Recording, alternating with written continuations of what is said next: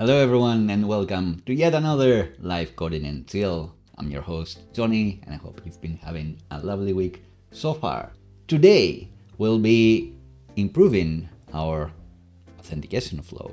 We've been working on this new app that's gonna have a subscription service, membership type of platform like you'd get with a single Patreon page, which seems that you've been liking and I definitely want to do. And we'll be adding some options on how to log in here. So at the moment, you can only log in via GitHub, via a third-party provider.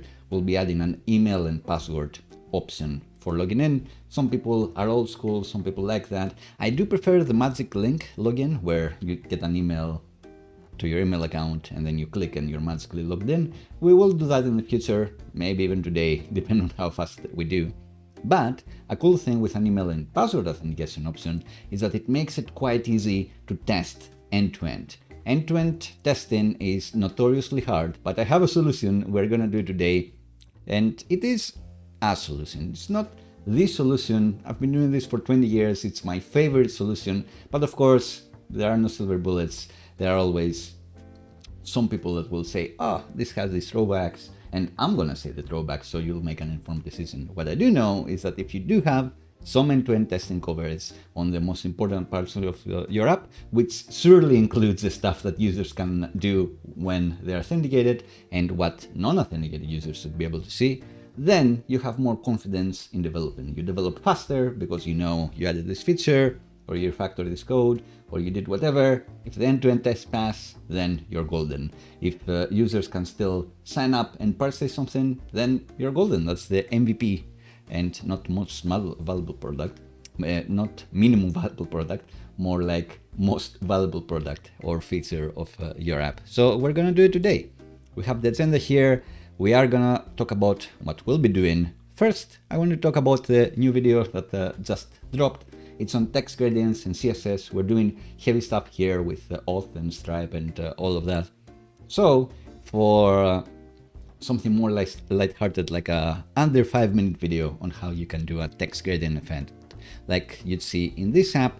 And I've even added some examples here for your benefit, for your perusal, for your enjoyment. I think it looks quite nice. And I think the video is fun, has explosions, it's cool. Give it a watch. All right, I think with that, the paperwork, the boilerplate is done. Cody's sleeping, hello. In the chat, thank you for watching, even if it's even if it's later. I will be streaming again on Friday and I'll try to make it earlier in the day. Maybe that will work for you best. I do like the chat engagement for sure. It's like a co-working space when you have people guiding you through the process or just talking to you through the process. So today we're gonna do the login with email and password stuff. And we'll start with the super fun stuff. We'll start with the UI. So I'll switch to the desktop view so you can more easily see my code. And as I mentioned, login sign up, if you press here, you only see this when you're not logged in. You only see one button, the login with GitHub. We've done this in the previous stream, but offline I've made this button look a bit better as I was playing with gradients as well. Hope you like it. But what we want is to provide an option for if you're not logged in. So besides that button, we can have a button here that says like or.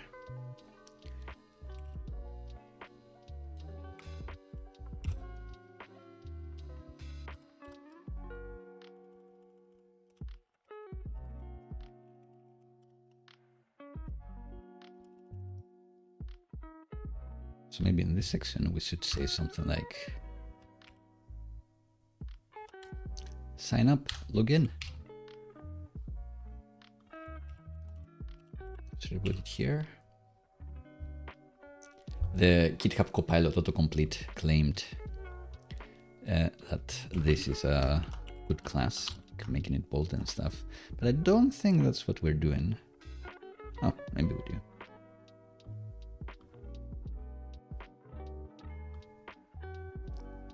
5 Excel on this one. Consistency is key, so let's try for consistency. I guess we don't have that many, so 4 Excel for the profile section, which we can't see. So let's use that one and see how it goes.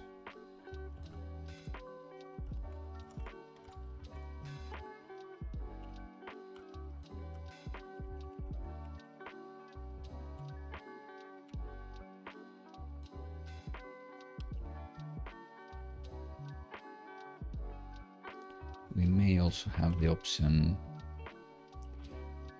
to do font thin. Can't list that. So let's do that. Maybe this is a main section. All of this goes in a main section that can have a bit of cozy padding left and right, like our header does. This needs to grow. This needs to be flex call. Then we get the same effect.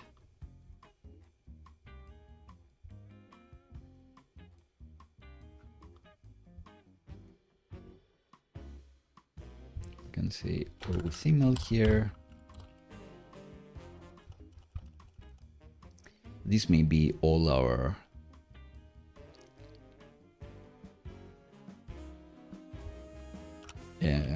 login with provider options. So we may do like login with Apple, login with Google in the future. So I will put it in a div, preemptive enhancement.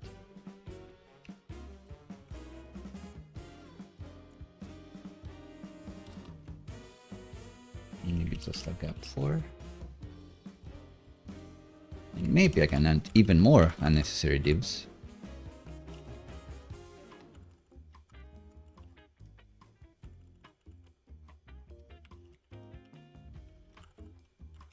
Just for decoration.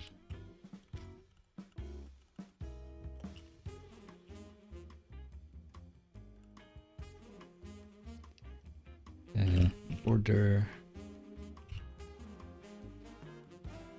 All right. I want to have like a thin line here.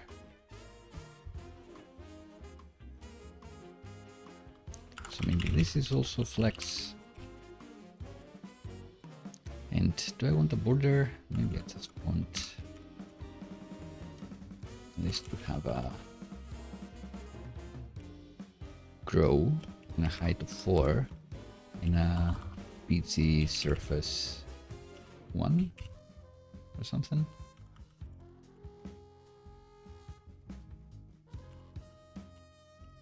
Need content.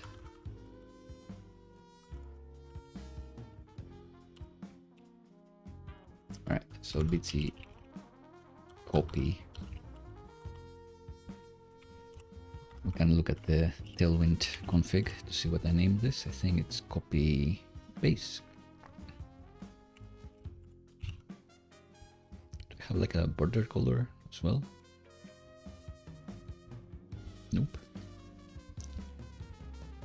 So maybe H2, maybe H1, height of 1. That's actually quite big.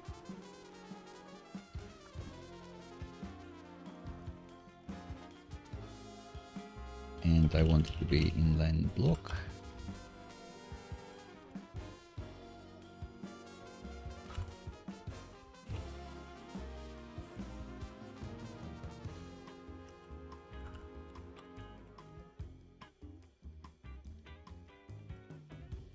This to be full width, and I want to line the items in the center. Is that looking nice? Probably not. Shrink 0 this thing. Didn't have the effect that I hoped. Shrink 1. Yeah, I don't like this. It adds empty divs and stuff. So maybe I just forget about it.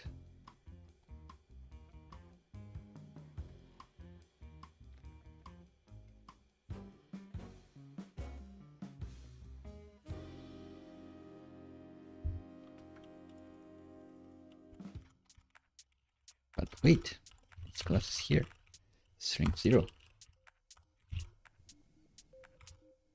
All right. Can I do like 1 pixel here? Yeah, that's a bit better.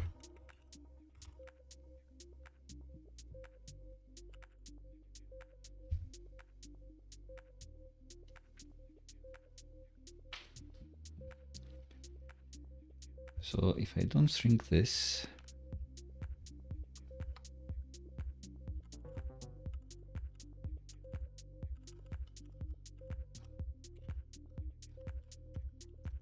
Twitter with SvelteKit looks quite weird very often.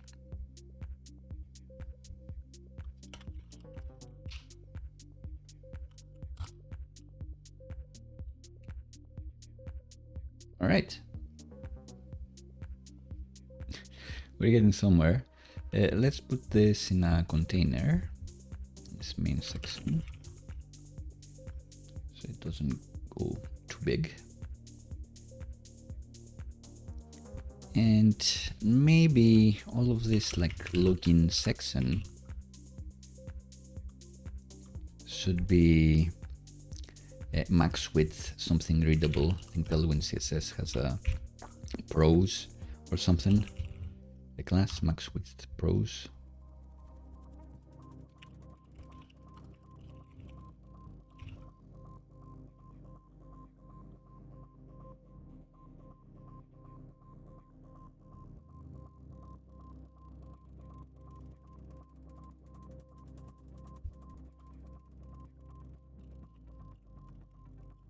So setter work.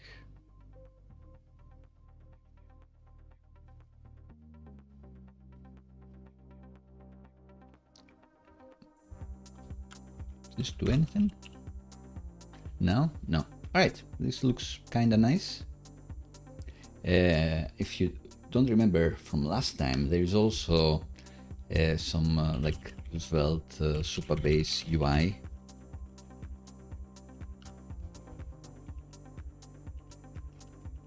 That we can download and use, and then you have like a nice UI out of the box. But it's more fun to create your own UI and for your users to see something on brand, like bespoke to you. I think it is. Let me know if you don't. Anyway, like all of this for this nice line.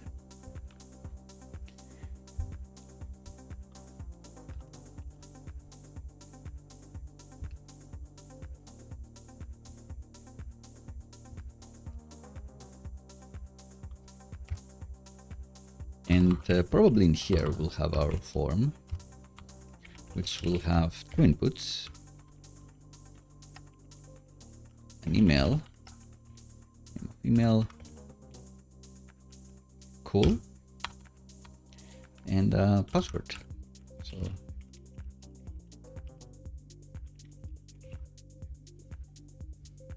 not looking too bad.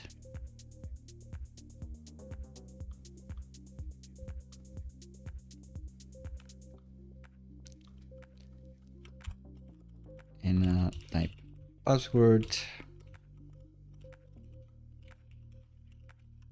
which if you put an autocomplete value of new password, then you will get a prompt, a nice prompt in a Google device that will be saying, would you like to use a strong password for this? Would you like Apple to create a strong password for this? Which I think is quite handy. And other browsers and other devices also respect it and will not actually autocomplete it, but may suggest this. So it does happen in Chrome, actually, like use a strong password here. It's nice. And it's all because we did this autocomplete new password. And we can do autocomplete email here. Is that a real thing? Probably.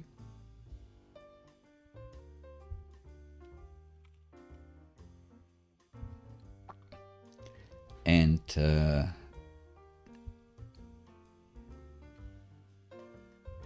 just wondering for how the UI should look here. Is this big enough?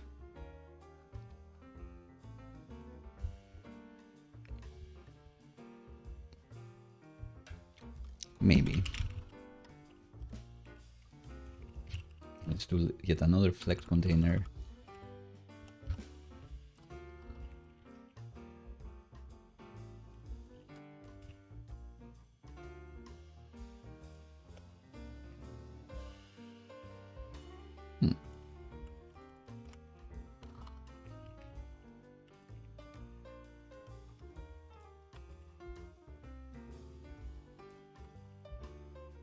Now, just full width. Do I need these? Nope.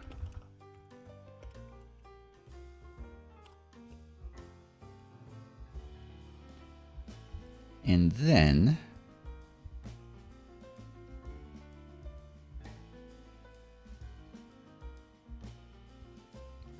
do I want like another big button that's gonna be like login with email and password? Probably. But then should I extract this into its own component? Also probably.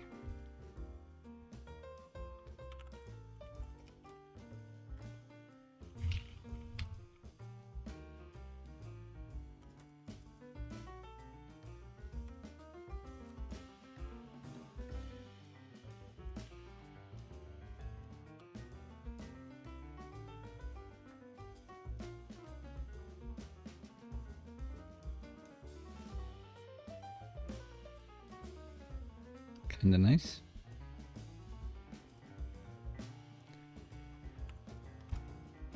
So maybe if we put this in a different span, it's gonna look even better.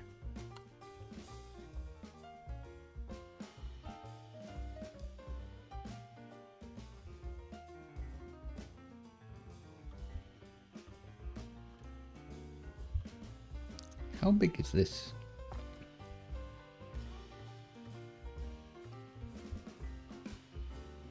Why does it have that much of a gap?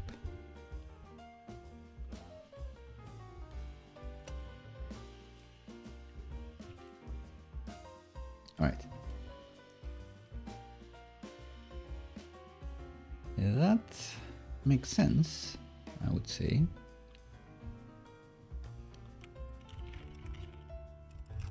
Not doing text center anywhere, so I don't know why this is center aligning. I may figure it out one day, but not today. Problem for another day.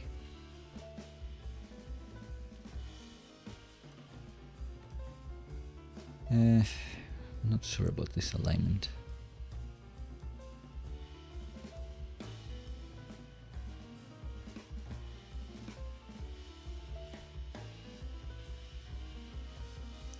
After all.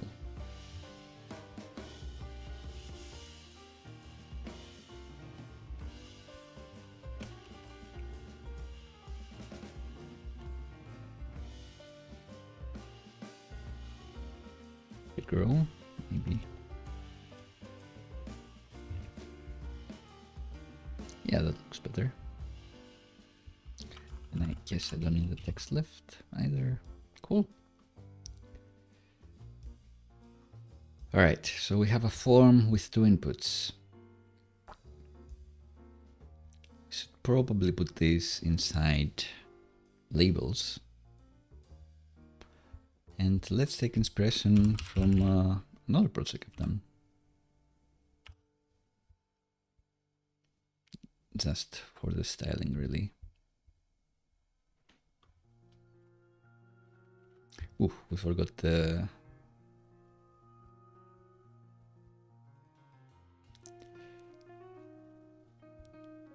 the required. We want both of those in order to submit the form. And if we do this, we get some nice browser validation, native browser validation that looks quite good, and you don't have to code anything and keep in mind which input is dirty and whatever else.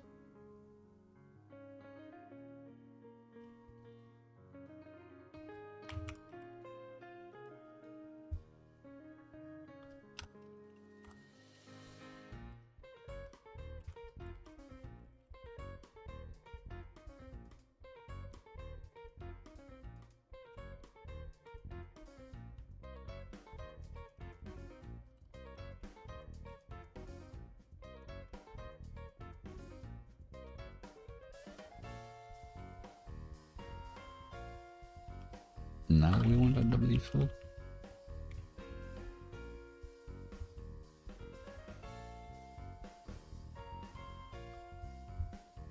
Well, if it's not gonna look nice,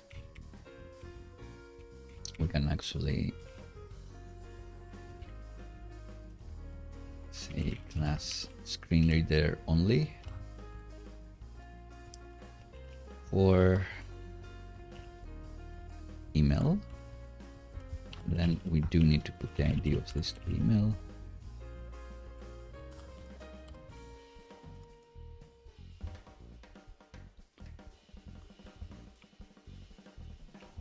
Or maybe we can just put ARIA label here. And we don't need the ID.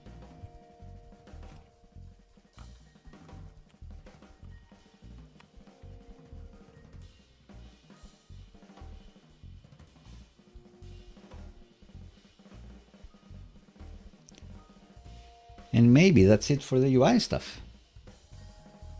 Maybe that looks good enough.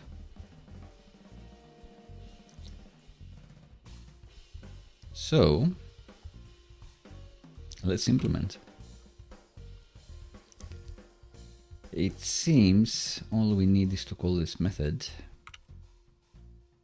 which is very similar to the one that we have for sign in with GitHub.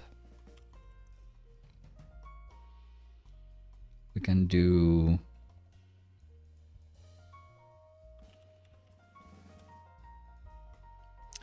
we need to get this from the form, of course. So maybe we need to do it in line.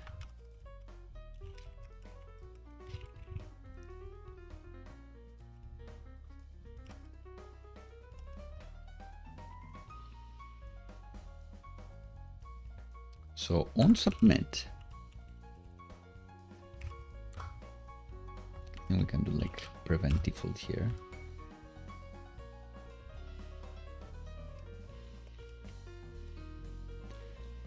And then this will have an event, I imagine. Submit event.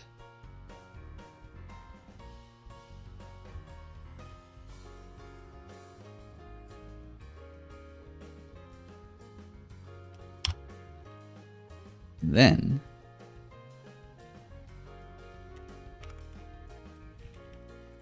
the event will have a current target, which is going to be the form element, and then that form is going to have some form data that we can capture doing new form data form, and that form data is going to have an email and a password. So it's in here that we can do this.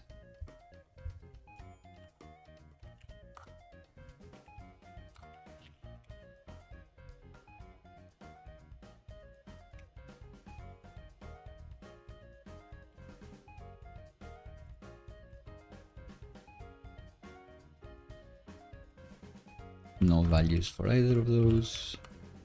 Just use the ones passed in.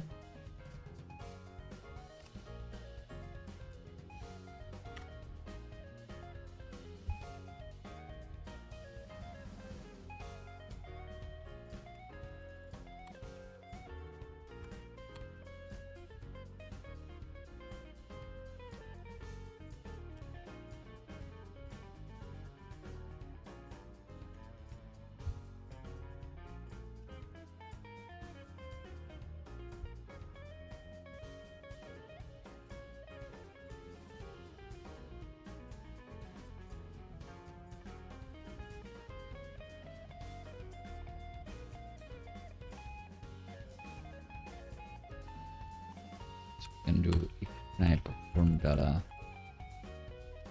is not string, or type of password is not string, then return.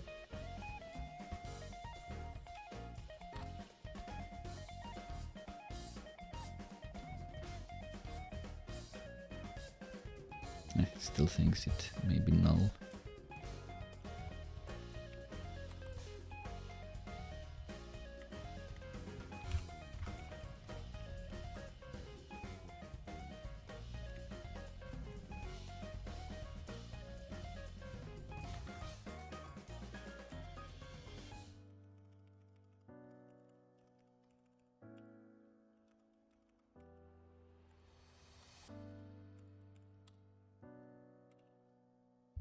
Maybe now it will understand.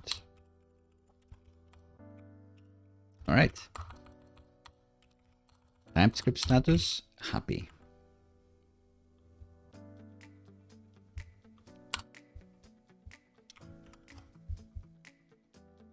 Cool.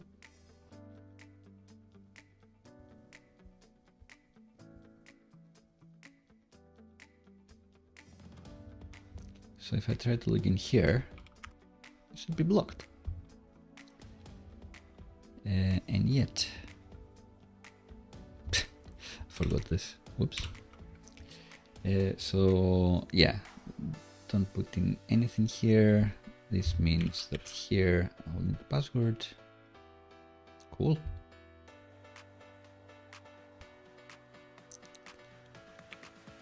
And can I do a password regex for this?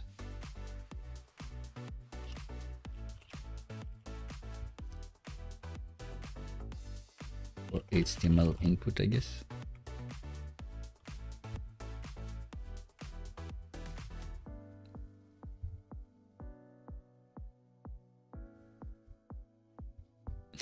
Random Stack Overflow.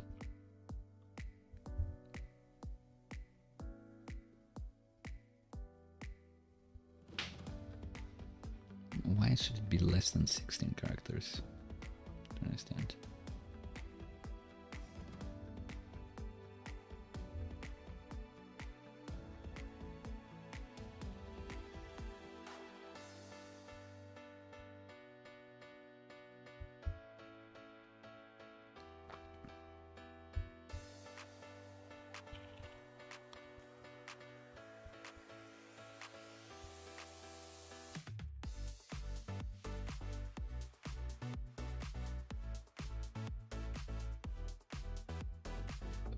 Let's just do min length 12 characters.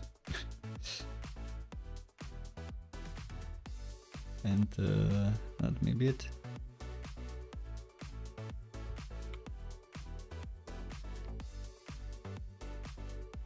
All right. So now it should be happy,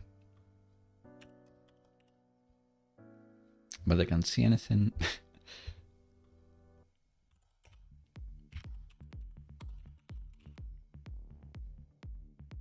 Oh, I forgot about this. I forgot that it's login/signup. Well, I do think it still looks nice.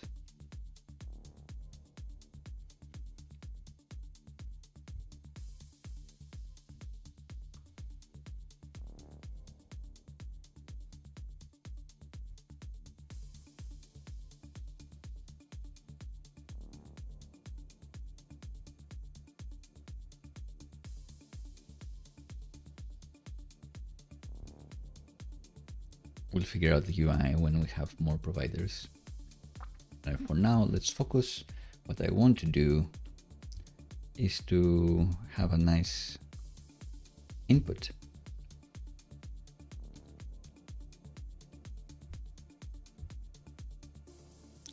My other project doesn't have a nice enough input, so let's improvise. We want the corners to be rounded, always makes everything nicer. We want busy surface to use 2 or 3. Yeah, that one.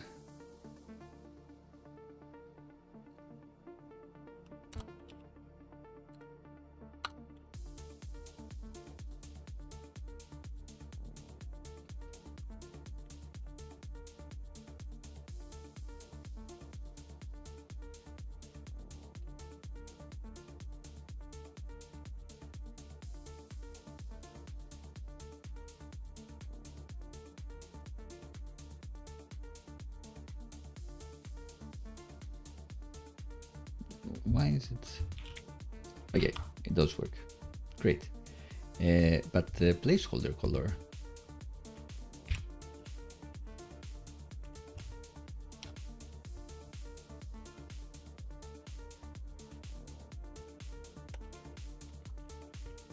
Placeholder text. Copy muted maybe.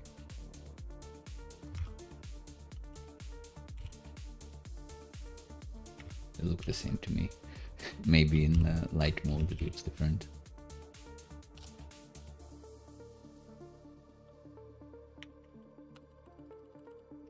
Looks alright. I'll say that much. I prefer dark mode for sure. Alright, so this kinda works.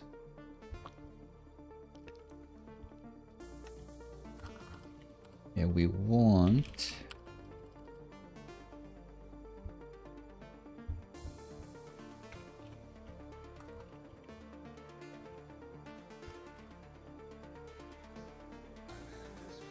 thing is too thin. Extra thin. What are the possible values? Won't wait. Light. Yeah, that looks maybe decent.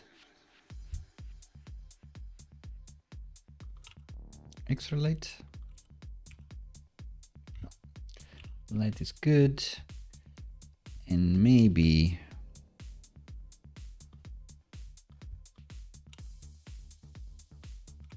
font semi-bold for when you type.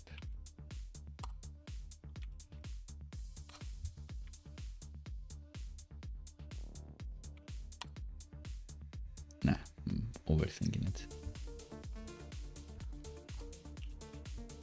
And now it's all about the focus.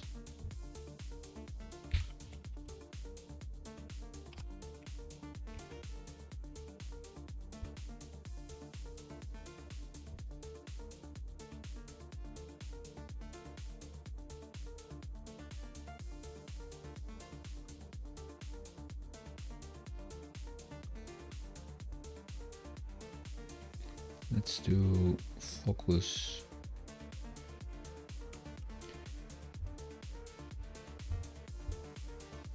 Outline none.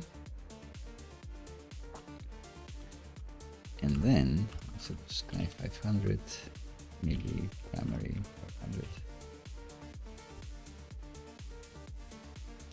All right, looks pretty good.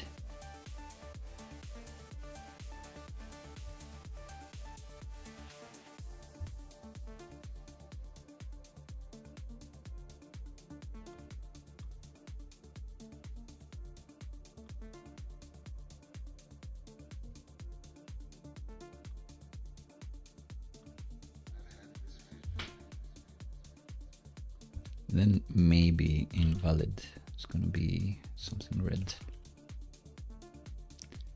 But on with config we have no red.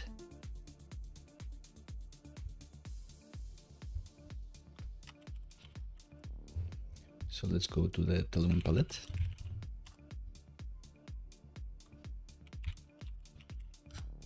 And pick a nice red or rose.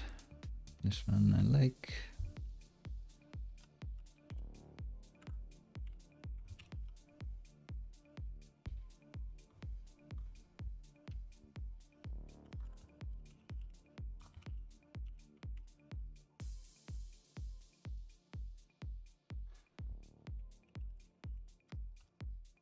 Right, but it starts as invalid.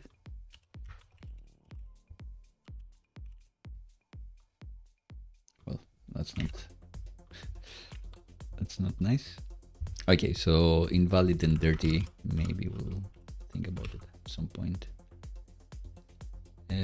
What were they saying here?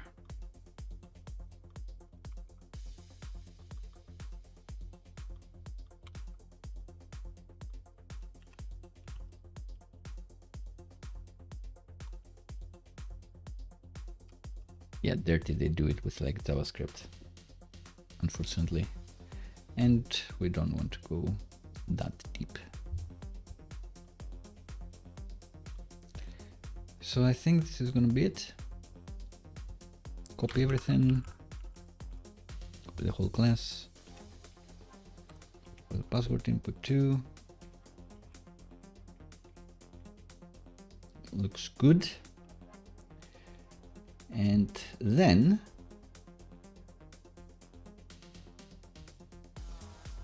I guess we just make an account. Let's go to our Supabase app. We should already have a user here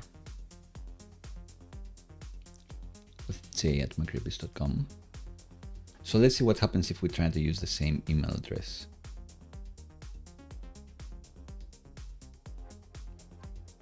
And what's the password gonna be?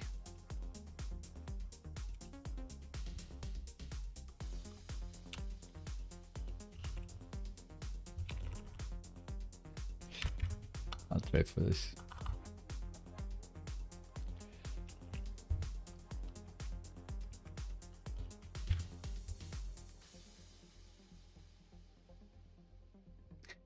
Did I put minimal? Okay, great. So we got the correct warning. And now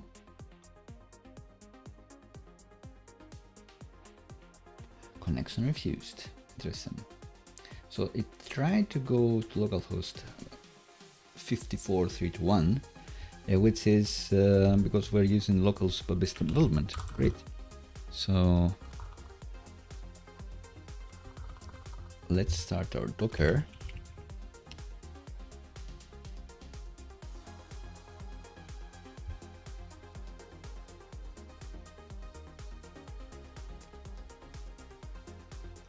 Yes, this is a good time for a break. Now it should be starting, running. And now if we try to log in again, invalid login credentials.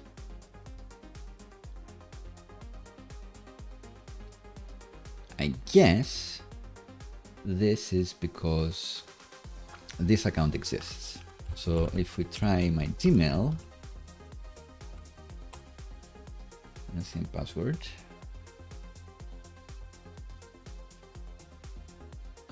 It still says invalid.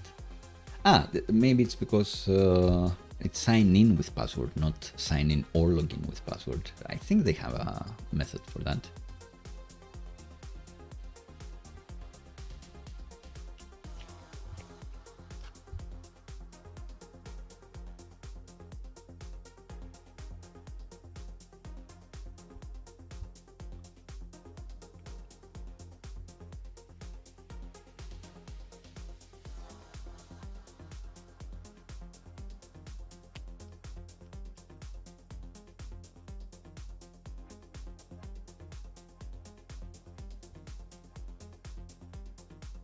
So do they have sign in or login?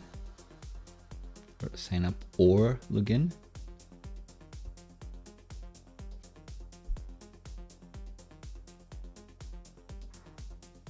They need to confirm their email by default, which is fine.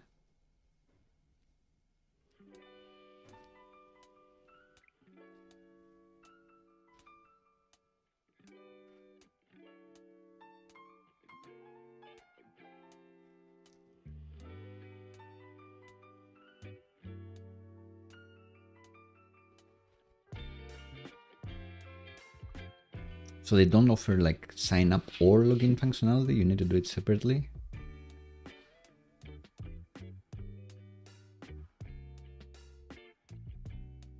I guess so.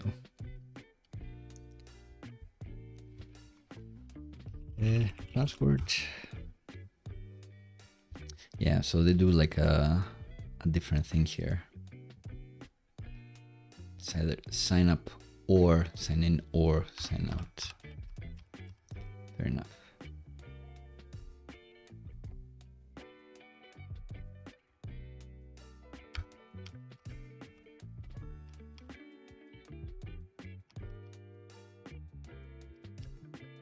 Sure.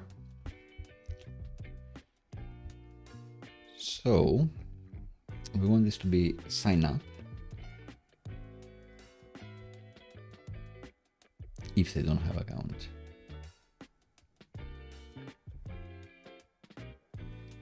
So this is actually just login, and it will work in the future. But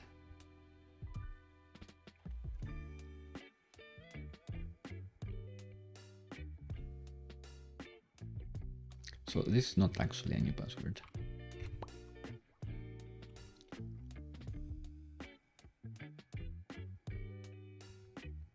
Yeah, we just need to remember to put it there. And we'll put something in the bottom that says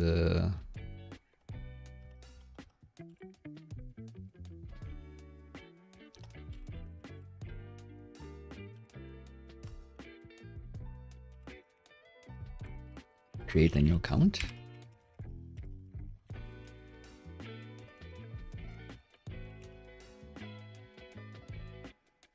Maybe we can have like those two states.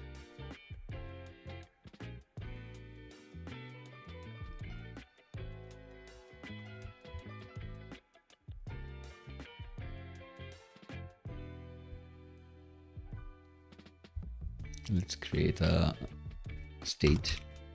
Let login or sign up is login. And that should be either login or sign up.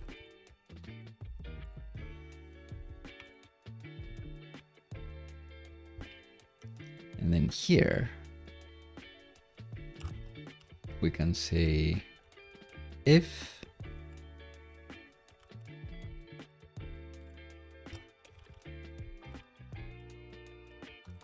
let's login, then we do this form,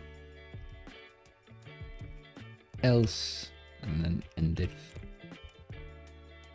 Else, I guess we'll do the same thing.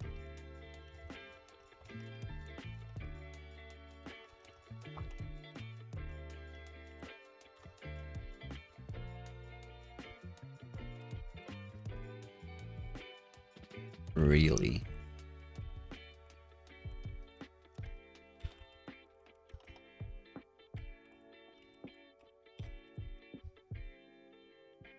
Only here we say sign up.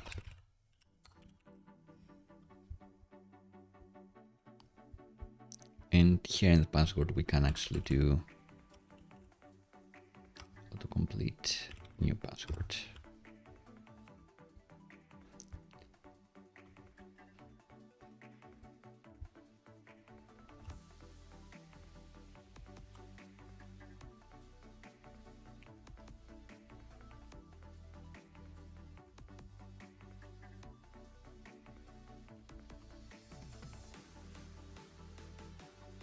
This is going to be a regular button, not a submit.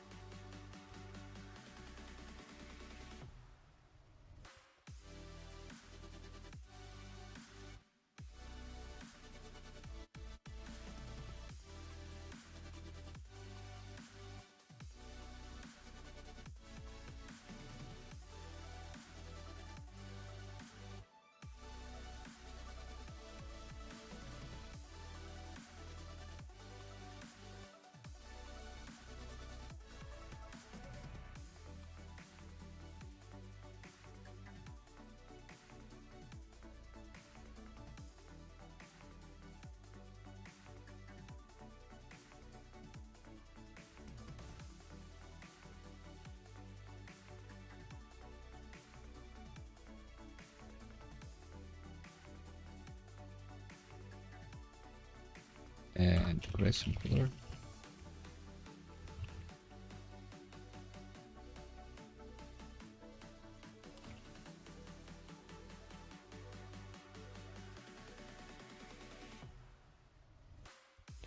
And I want, when this is clicked,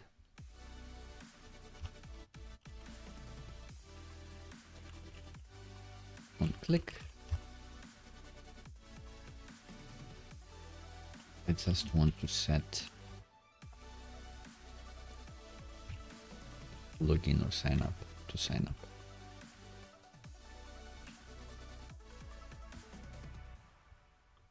Boom, and I see this. And this becomes the other button.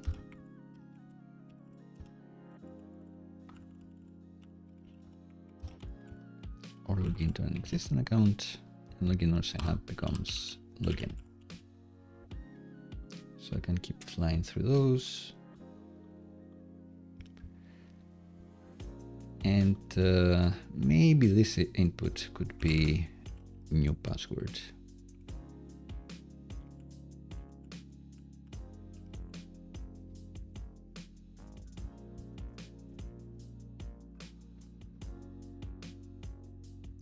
Just wondering, like, will this stay? No. Okay, so it's fine. Can be password still, different forms. Cool. So now login should still fail, but here I guess there is a sign in. Sign in with password.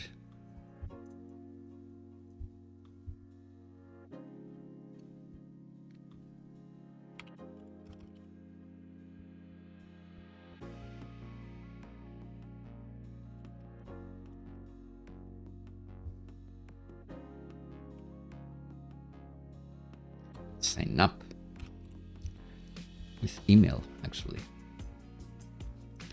And this is going to be the sign up response.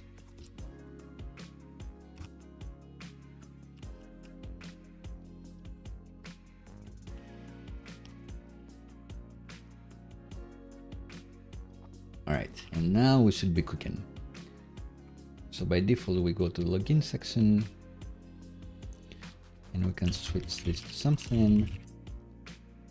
And we can select the password here. And maybe there is still a problem because that account exists. So let's find out. Invalid login credentials. I forgot to use this method. I forgot to use this method.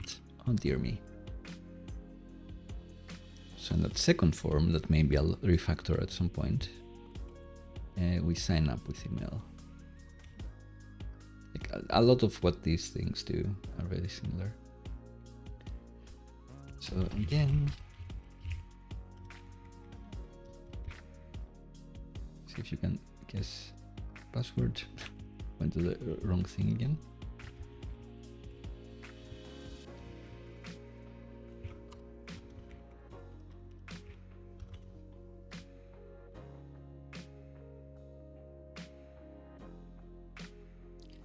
All right. On signups with autoconfirm enabled, that's not supported. Interesting. So we need our local Supabase dashboard thingy, because that shouldn't be the case.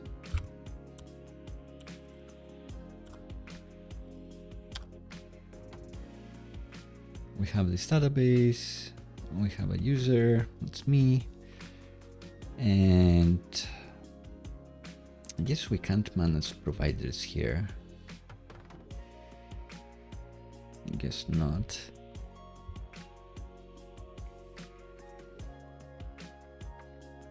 So how do we actually manage it?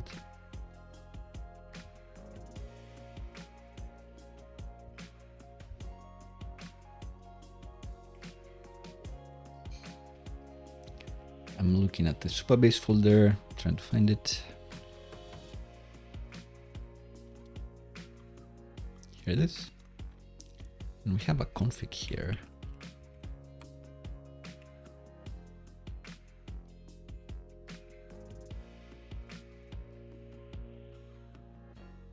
All right, enable confirmations. True. And npx Supabase stop.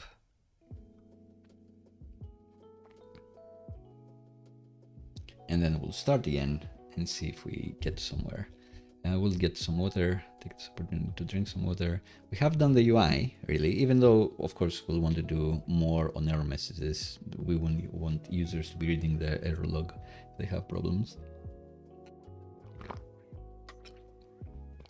Although ideally, we'll have no problems in production.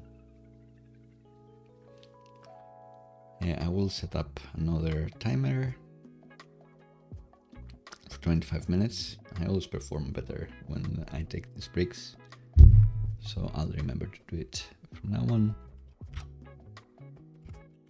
Start. And if that doesn't work, then we'll connect to the real production database. Exciting.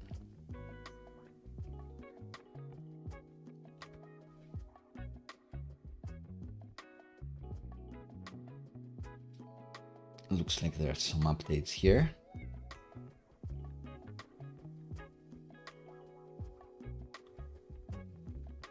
Some new documents. All right. Good reminder of what these are, but we found them out. Now the question is, I try to sign up again. Is it happy? User already registered. Okay, cool.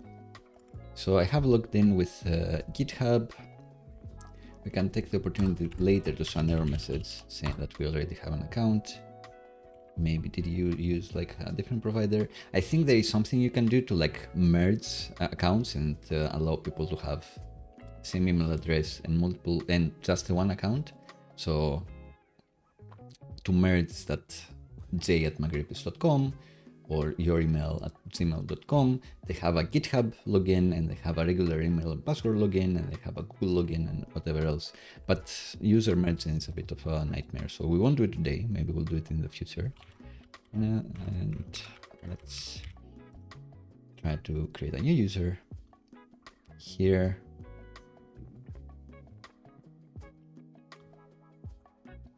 And now nothing happens. Maybe I get an email. Let's see. I want to tap here. I want to tap here.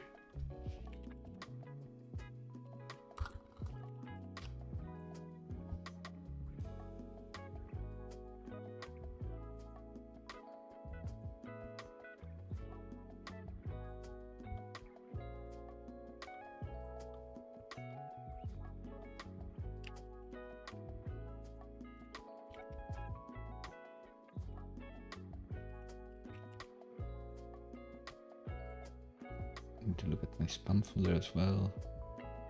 Yeah, I don't see anything here. Nothing from this. Let's look at our Supabase project, local project here. Reload. All right, so this person is waiting to be verified, so it did work. And I guess we cannot send emails,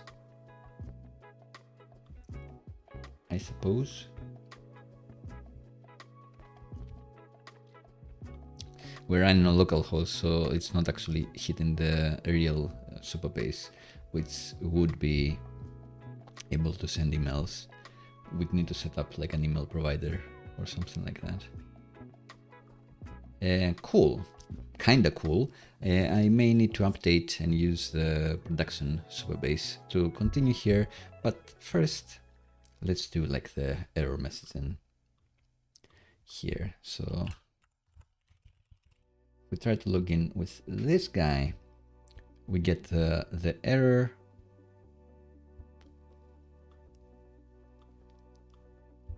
So maybe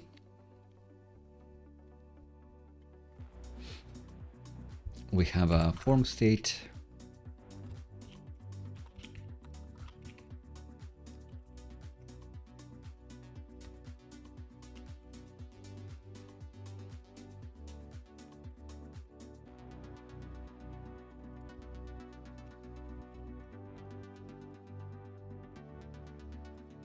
idles meeting done or error, and it starts at idle, the string idle. We may use that in the future for more things.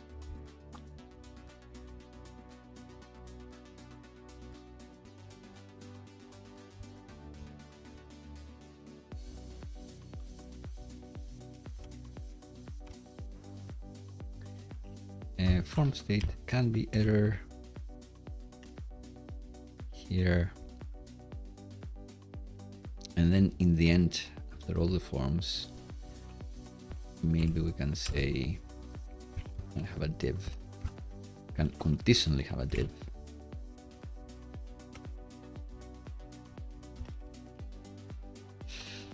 GitHub Copilot tried to help, but not quite.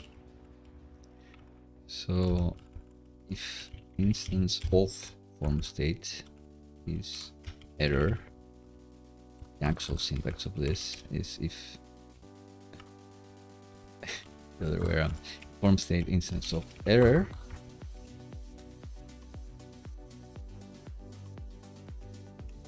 then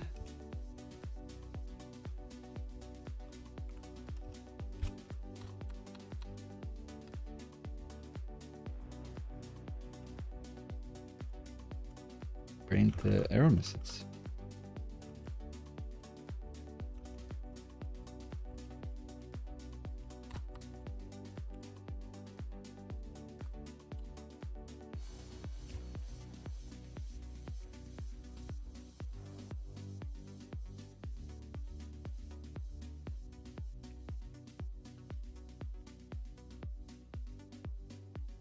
All right, so we get this.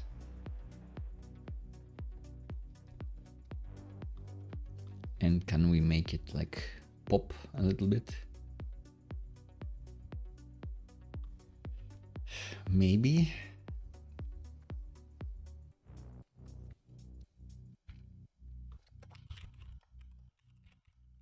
Let's just make it font bold for now.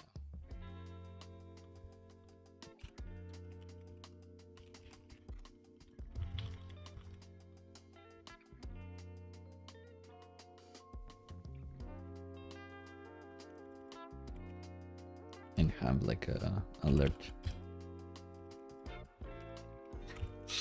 The hacky way to get this, like the MVP way to do this.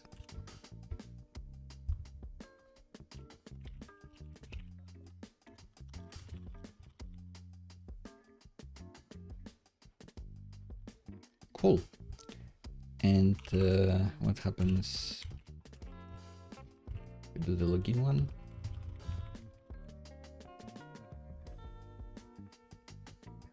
Well, something would have happened, but we're not setting the state to error.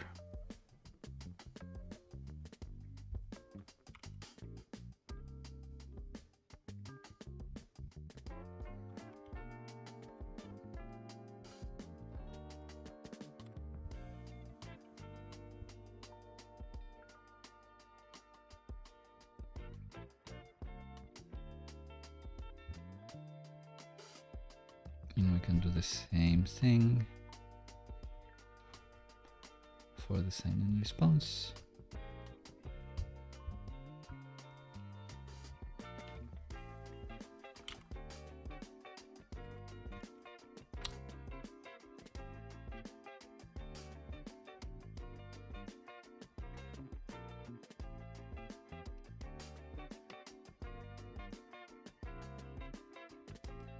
Else, form state should be done. And this can start with form state it's submitted. And you can show like a little spinner or something like that.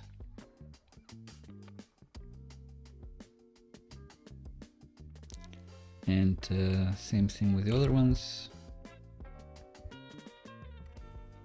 Start like this.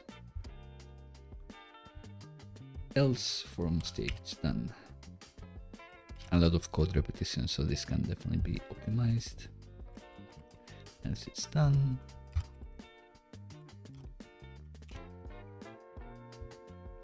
And the buttons can be, for example, disabled while we are submitting.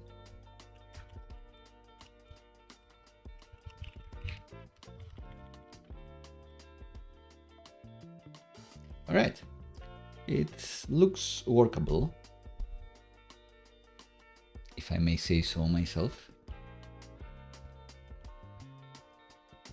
But we do need to prove that we can actually create a user here.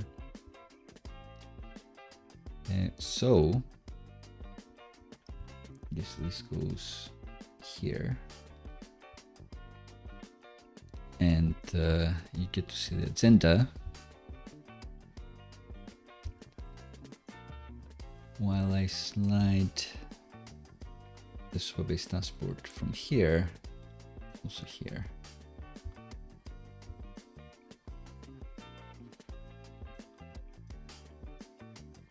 Because I need to go to my .env and connect to the real database.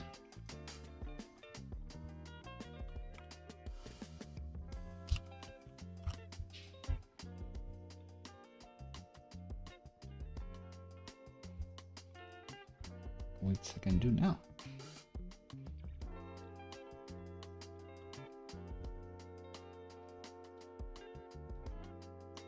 There must be some credentials somewhere.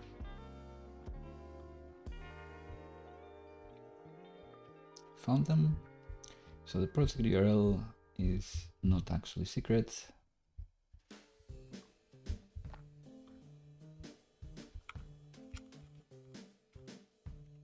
If I leak that, I'm fine. The unknown key, also not secret. We'll leak that, it's still good to go.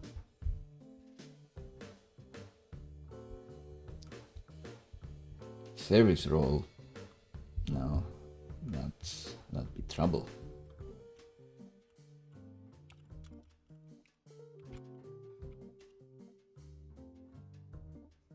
But I guess that's it. So we may be good to go here.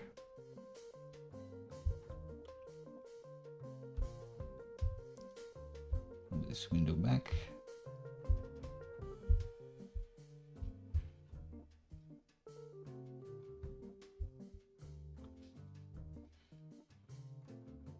Code's back. You can see it. All good. But now, let's see what happens. The same thing should happen for this account.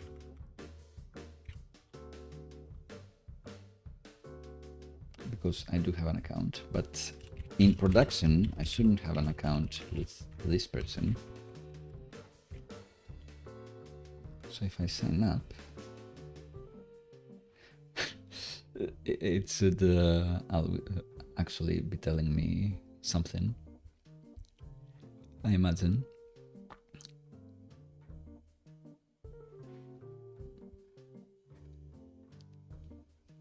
Oh well. Let's see if we got that person in the database now.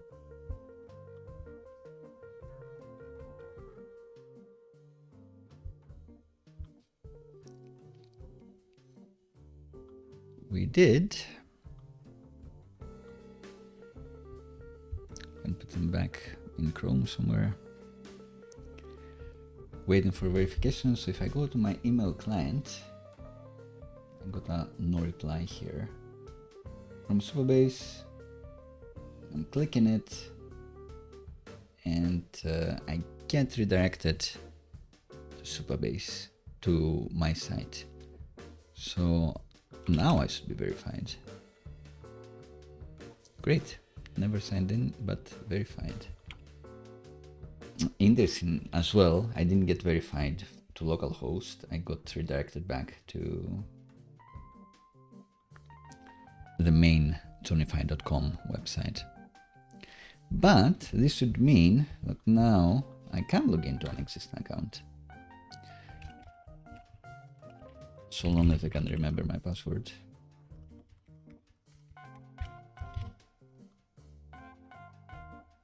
All right, we are logged in. You saw that the auth state changed, and I can see my profile here. And I can click here to log out. But I wasn't redirected on successful login. So let's see if we can fix that.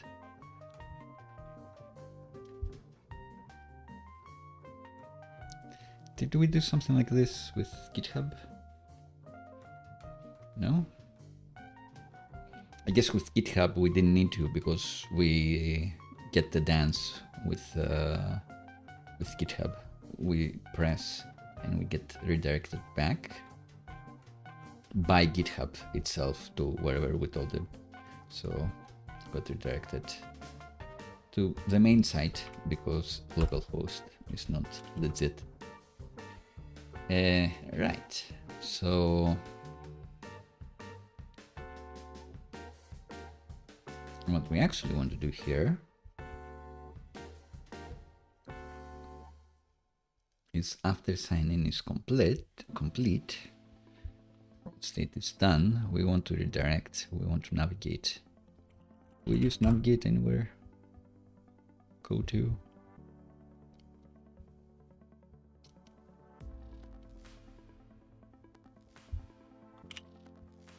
Yeah, we can go to the profile page, for example. So it's the login page is here.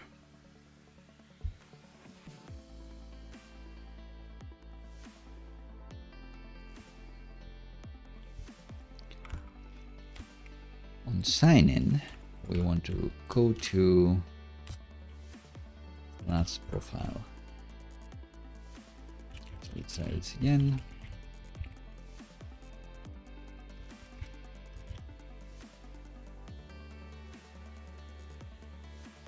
Great, it works.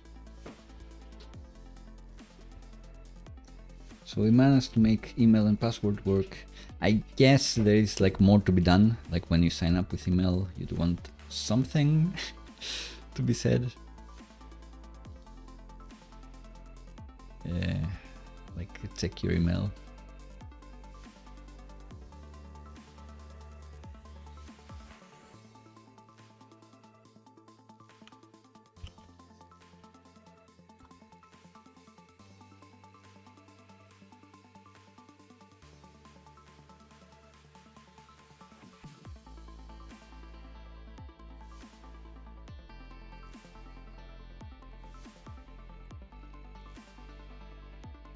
So I'm thinking that this can be a string or null, and starts at null. And we can say on sign up,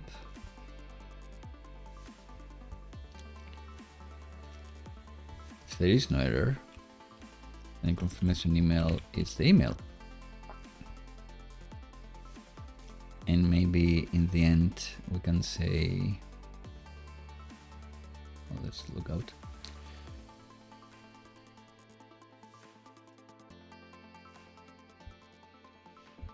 So we're watching this.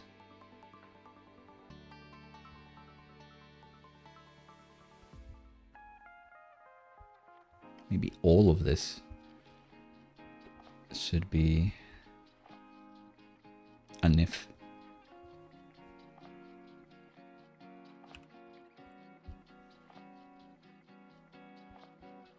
Or maybe it's just here. Too many ternaries. I'll just do it here on this level. So if confirmation email is not null, if we have a confirmation email,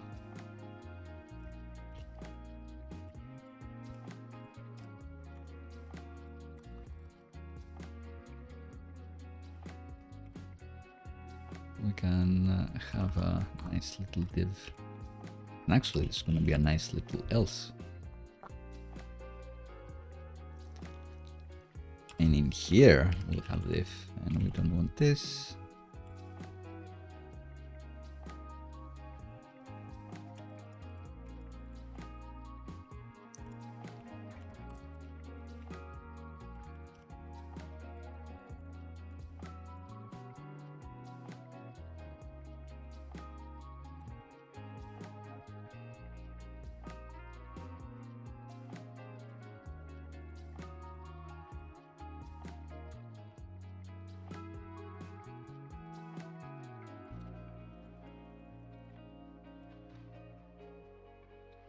All right, so create a new account.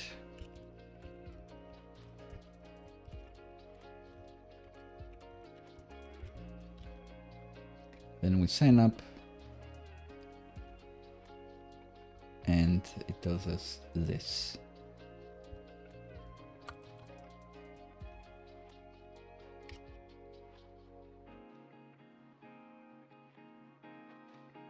Which is cute enough, I think. Cool. We can make this strong.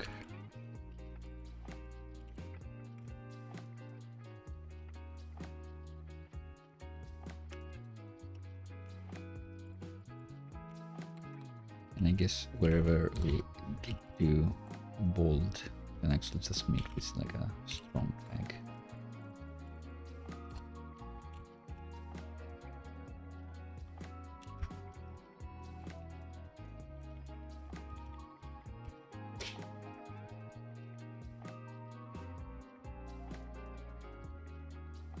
Bad request for this, interesting.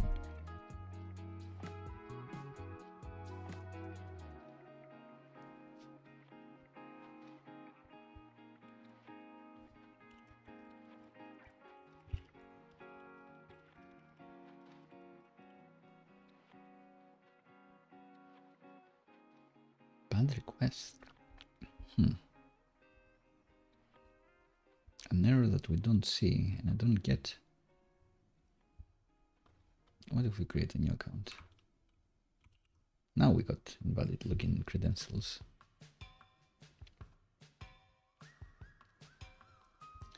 Which was fine.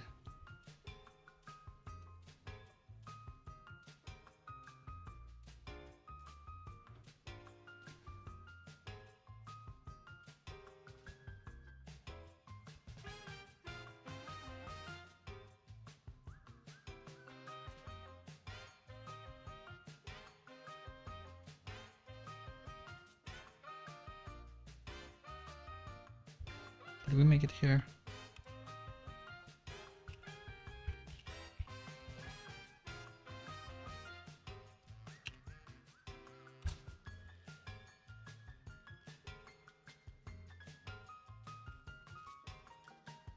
This should be further down. That's it. When you nest, that's one of the problems with nesting. That's why people don't want you to nest too much. All right. So we get this error here. It shouldn't be console login either. We should be good to go.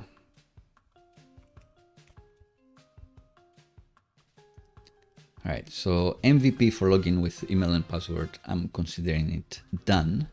Then we'll set up Playwright for end-to-end testing. Exciting. So maybe, like, do we have time here? Like, yeah, 2 minutes. So let's install Playwright here, and then I'll do my spiel about testing with the test user and all of that.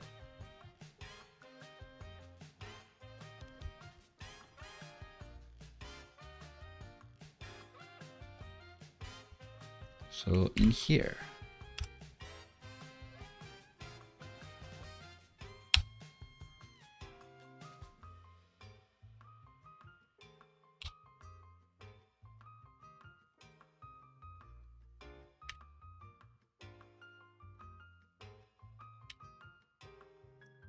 we're just going through the Playwright wizard that's going to create some fun things for us that we're going to override. But it's always nice to see what they're getting you out of the box so you know what to tweak yourself.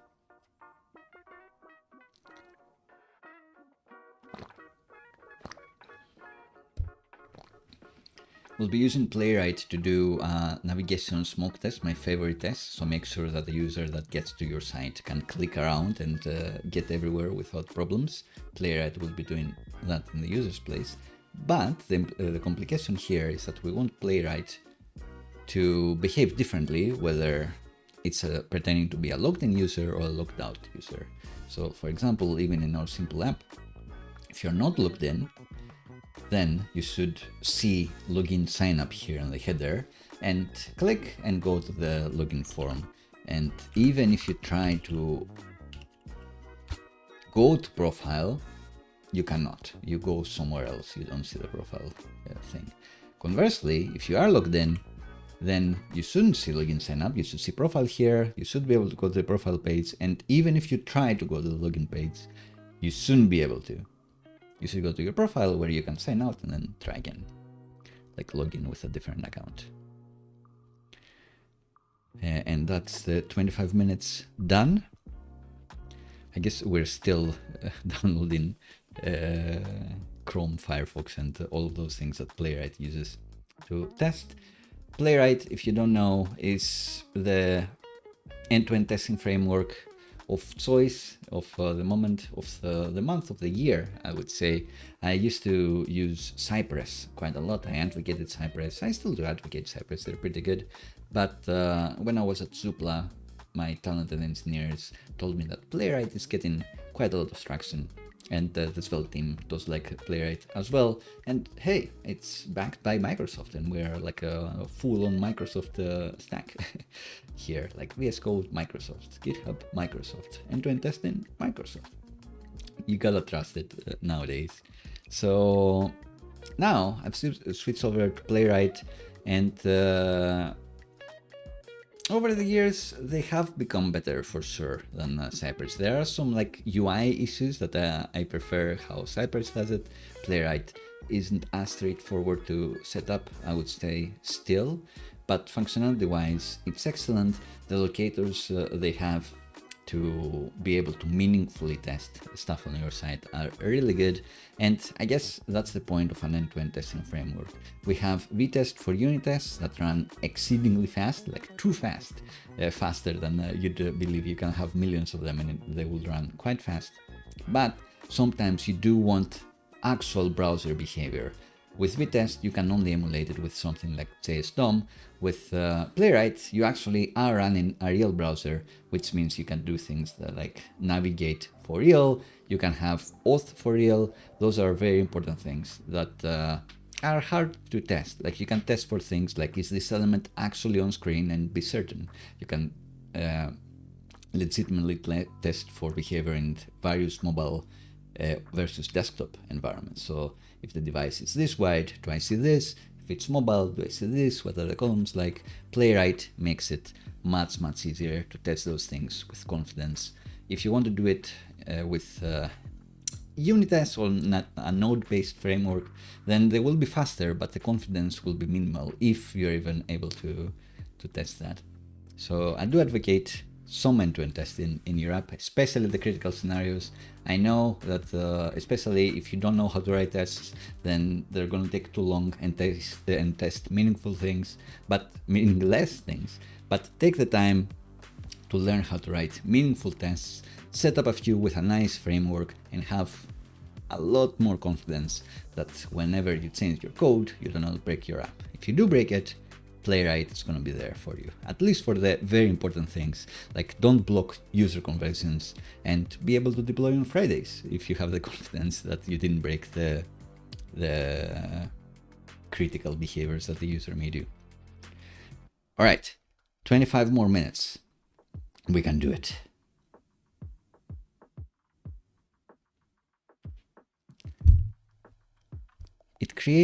Playwright created some files for us. Quite a few. A Playwright config in TypeScript.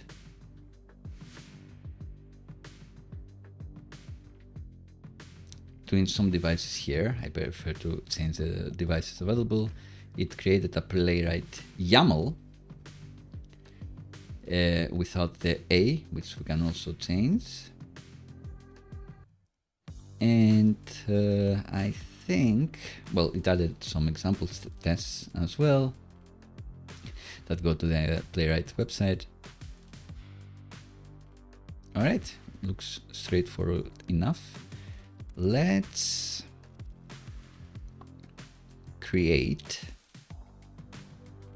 a way to run the tests. So let's go to our package.json. create a test E2E. And then it's playwright test, I suppose. And let's see if test E2E actually works. The SvelteKit wizard does create a playwright config for you, but I haven't tried it now because I don't, last time I tried it, I didn't like the output. All right, so looks like it worked. Time to make the playwright config the way I like it. We have a global setup here that we may use later. Test directory is going to be test the same timeout. Don't think we're going to be changing this. Let's compare and contrast with what I usually do. We may need to do this .env thing. In fact, I am doing it somewhere in the setup playwright. Fully parallel, that's an old one. Forbid when you're not on CI, sure. Retries when you are on CI, not now. Use base URL is something it did understand, which is cool. Oh no, sorry. Of course it didn't have this. So we want the base URL to be wherever we deploy our project.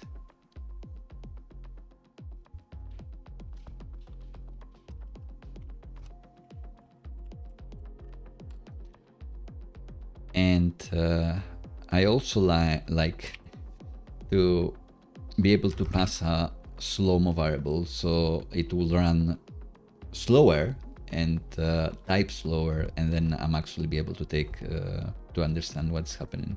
Because the other thing that I like is to keep a video when there is a failure. So if something fails, then I want to be able to easily see a video about it. And if it's not on slow-mo mode, then usually I don't understand what's wrong because it goes so fast. So this is something that I like to do.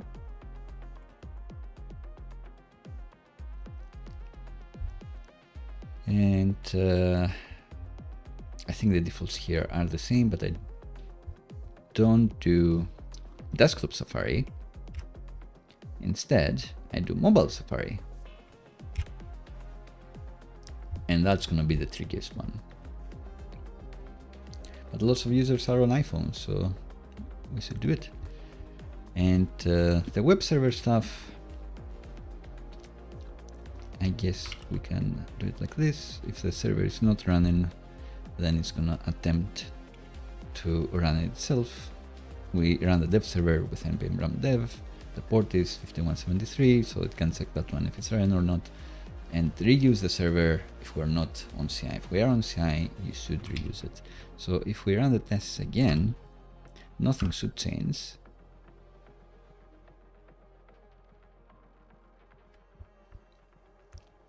But of course, that's because there must be something I forgot. The reporter, yeah, of course. I don't like the HTML reporter because who wants to be running like a server to see the output? So reporter, I guess if you just comment it out, it will default to something I consider nicer. That's why I missed it. It's hard to notice the non-existence of things. So yeah, now you have the nice check marks, everything works, everything is fine. And we can take inspiration from my navigation smoke test.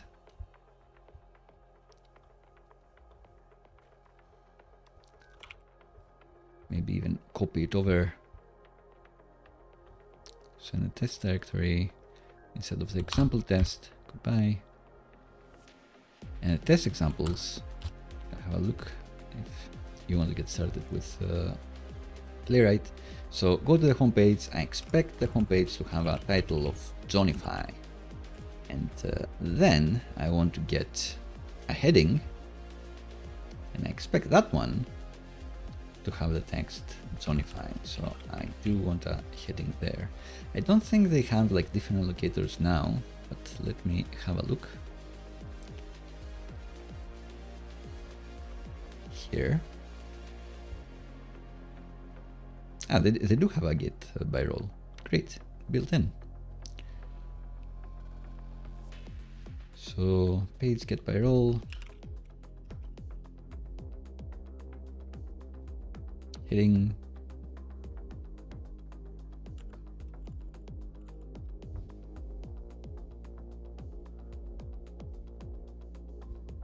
Do I need to expect here? Maybe not. So I'll take inspiration actually from their new examples here. And say wait for get by role heading, name Johnify, be visible. So this is the title as you see it up here. To have title is the title as you see it, the title of the website. This one should be either this or this. And I want it to be a level 1 header.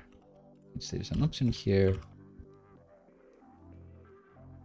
And wow, it's quite a lot of tests here. I can navigate to the login page in this app too, so I will keep that.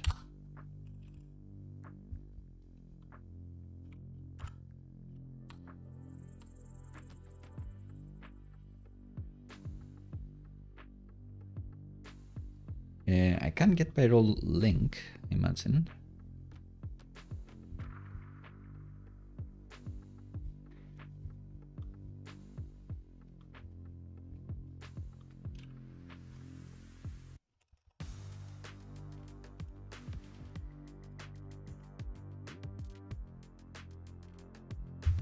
So I don't want expect. How did I copy expect again?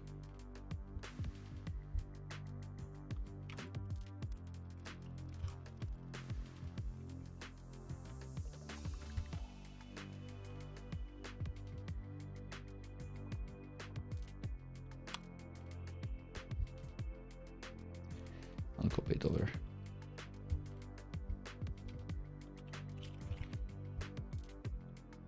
It does have the expect. Sure.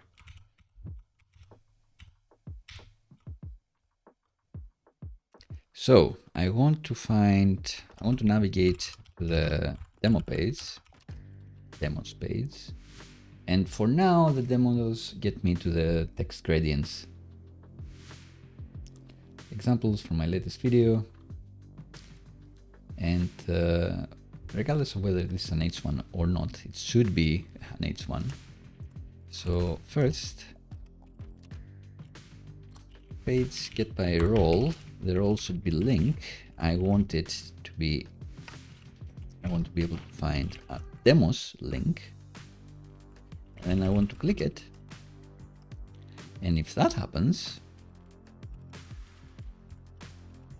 then I'll expect the page to have a title text gradients. That's because it's not actually the demos page. We only have one demo, so it should be on the text gradients. And then expect the page to have a title of text gradients as an H1 heading. So let's do this for now and probably see it fail. So we can run it here on the editor.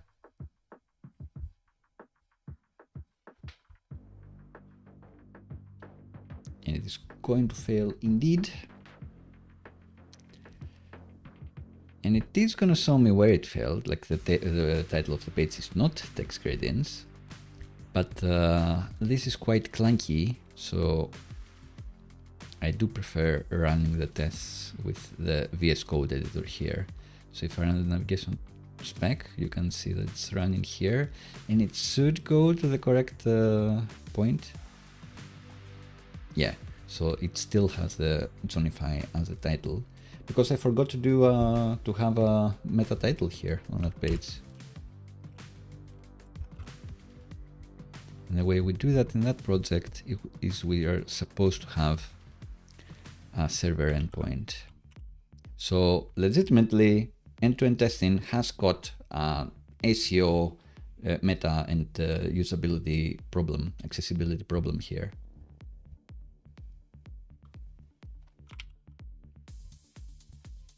Because we weren't updating the website, we had forgotten to do this. So we don't want to redirect here. We don't want to get the session or anything.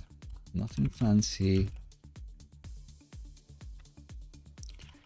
What we do want is for this page to have daemon lab.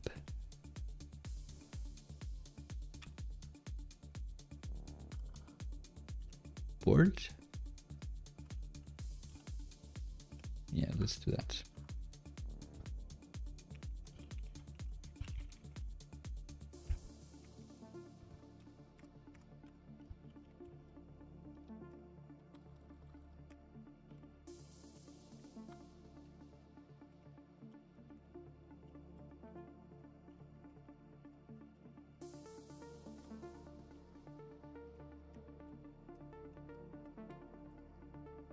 So now, like you can see in real life that the title is updated, which means that our test should also be passing. So that's another reason to have end-to-end tests that I often advocate. They do help you create more accessible websites that also have better SEO. So for me, accessibility is key. I want every user to be able to engage with my products and my web apps. But maybe for your PM or the stakeholders, SEO, you can tell them that if you use selectors like get by role, then by default, you're gonna make a more HTML valid, SEOable, crawlable website if it conforms to these things. And boosting your SEO ranking is always something that makes their eyes shine. But it also makes your website more accessible, better read by screen readers and that sort of thing. So please do at least this. And every time I set things up, I find things that I've forgotten. So you can even try to start writing the test first with a recording feature that Playwright has, and then implementing. Anyway, we got it in the end. We are going to do the same thing for the login sign up.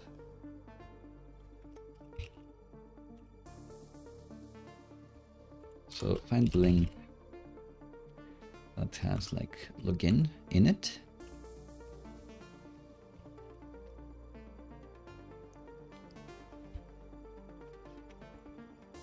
And expect this to be true. Now I'm not sure if I need to reset this up. It looks like not. So if I click login, it does count that the title is longer than what I'm expecting, but since login is included, then it's happy.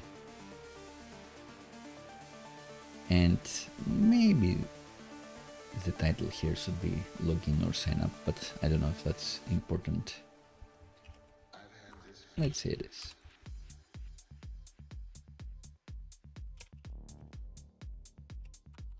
Nah, it's not. I've decided it's not. And maybe there should be a link that you can actually go to the homepage.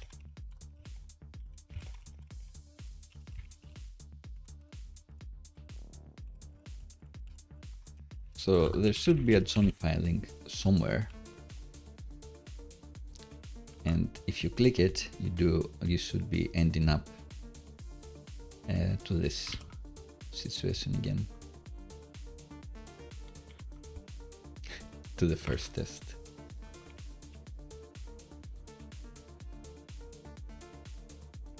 Cool. So now, so long as our end-to-end tests pass, we know that at the very least the users can click around the website, which is important. And when they click, they go where we expect. If it was critical for you, you can even check that these links still work. So you could check that the YouTube sign does go to my YouTube channel. You could check whether this does go to the GitHub repo, the Discord server, that sort of thing. But yeah, Navigation smoke test. Essential, I would say. Boosts your productivity by tons if you have one set up. Like, it makes you more likely to be able to deploy on Fridays and do like some cheeky, like package management update, upgrade your dependencies, and then end-to-end test pass. All right, I didn't break anything, so, or anything important, so let's just merge. Cool. So another thing that was created, you may remember, should be a playwright action. So it created this with a WML, not a YAML. I do like the YAML extension, so that's what I'm gonna do here. And I'm just gonna check that this should run on push to master and pull request against main. Sorry, we're calling it main now because master has unfortunate connotations and unfortunate origins as well. I think that's the same thing I do in my other project. I guess I keep this as an array. Makes sense. Jobs, test, checkout. These updated to use checkout v3. Great. Not version is now 18. Style dependencies. Blah, blah, blah. Upload that artifact. I think I have it upload a different artifact, the test results, which is the video. So let's copy this.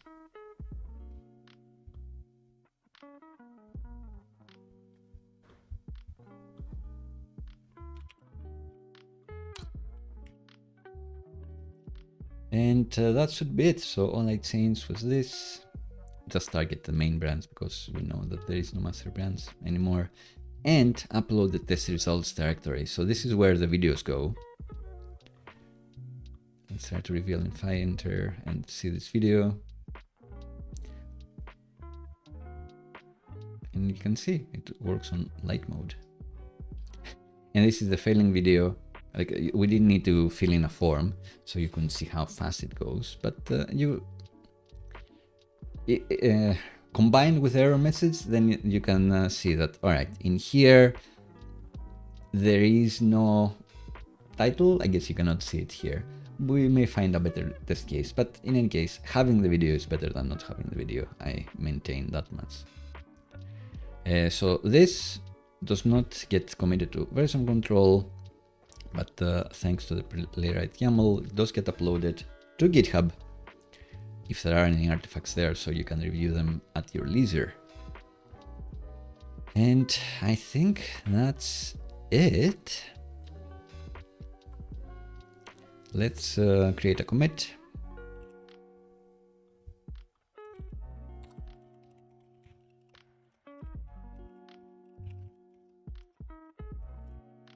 I should have broken this into two, but hey, commit everything and zip it.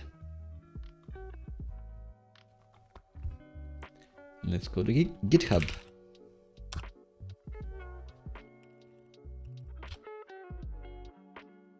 Create a pull request here, have Vercel deploy this.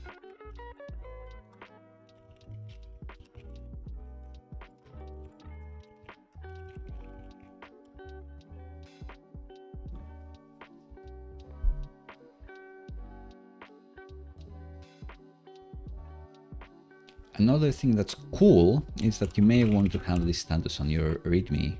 So I'll just copy this over to the README and we can add it right after.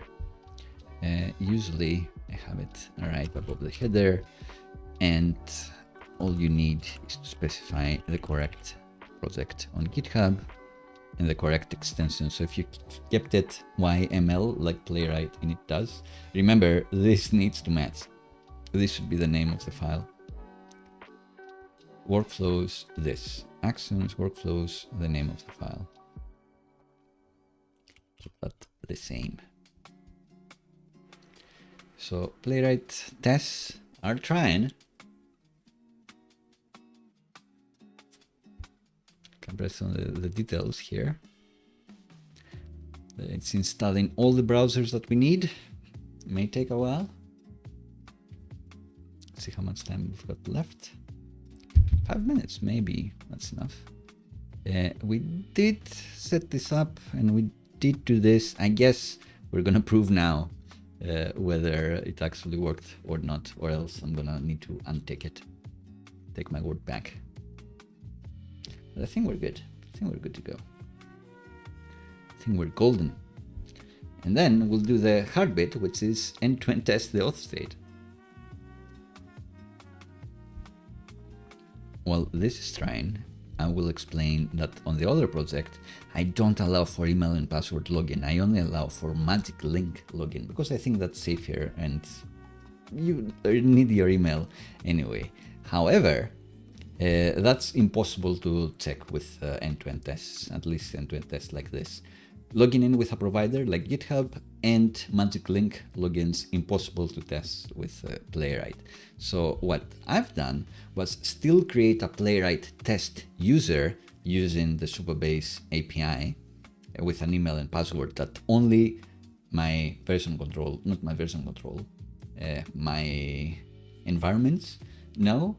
And then I have Playwright log in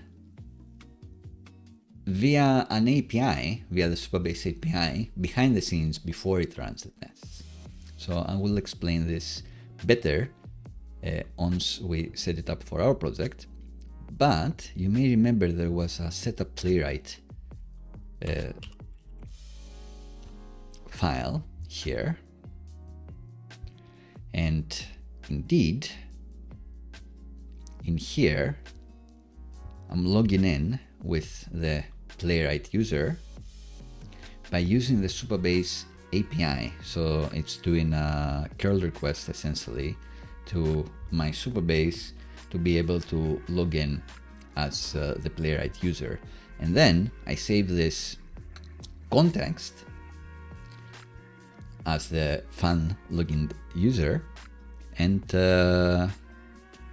I'm able to test things as if I'm a logged in user.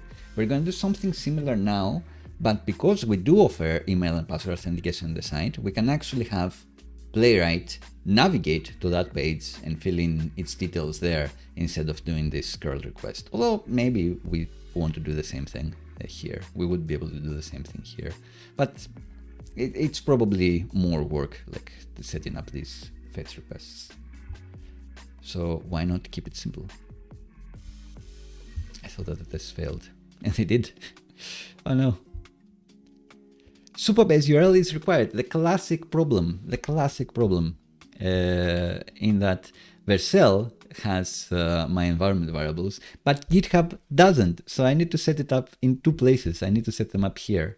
Oh no. So I'll do the removal of the check mark of same. Let's say we did set it up, but let's say we did it. Keep the check mark of same, of pride, and say set up environment variables on GitHub too.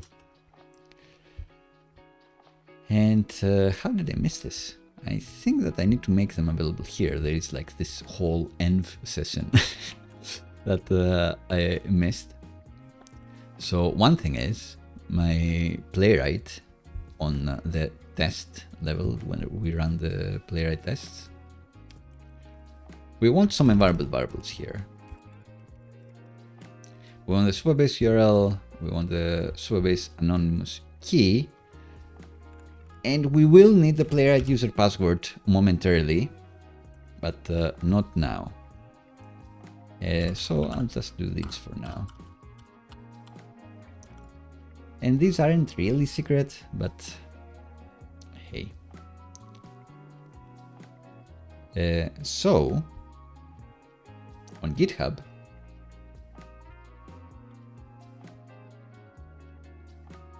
secrets and variables, actions, variables. How do I access variables? Is it just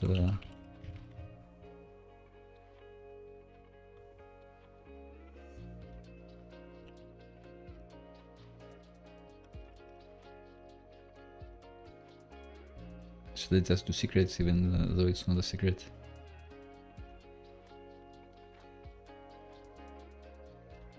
svars. Okay.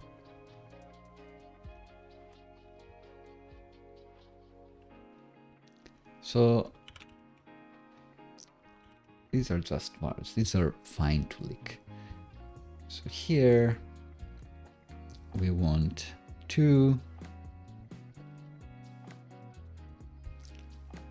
as we said, we want public Supabase URL. That is gonna be something that I need to do off screen.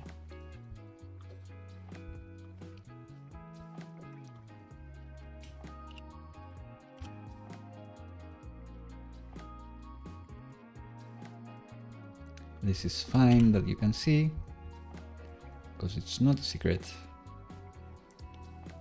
but there are some secrets in this file. New repository variable. I think that's gonna work, but I'm not sure anymore. Between secrets and environment variables, that's a bit confusing. Right, so I've done this, made these available to the project. So now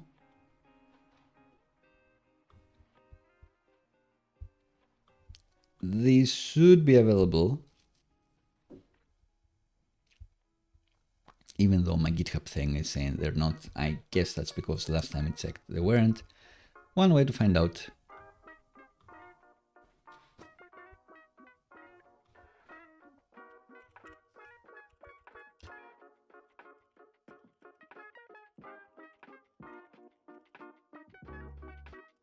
is something not gonna build because it doesn't have the environment variables. Maybe that's true, but so just add them all. I think so. I think I should add all the environment variables.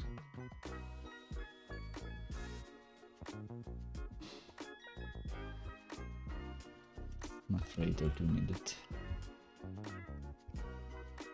So let's just go here and add even more. Add some actual secrets. So it's gonna be the Supabase surface role key, which I'll have to go off screen to do. Apologies.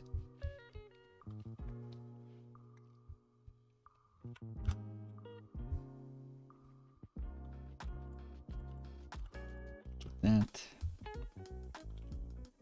So that's an annoying thing, that if you have environment variables in Vercel because you build in Vercel, but you have your end-to-end test run on GitHub, then you also build your project in GitHub as well, so you need the environment variables there too.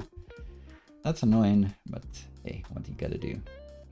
You have to keep remembering every time you add a new environment variable, probably you are gonna need to do it in at least 2 places.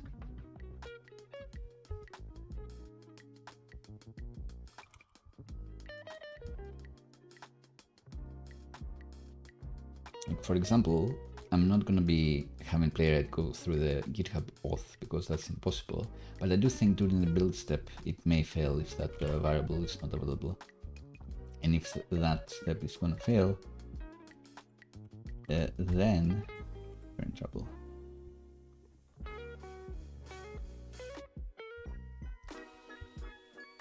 Alright, secrets are set. The file is closed.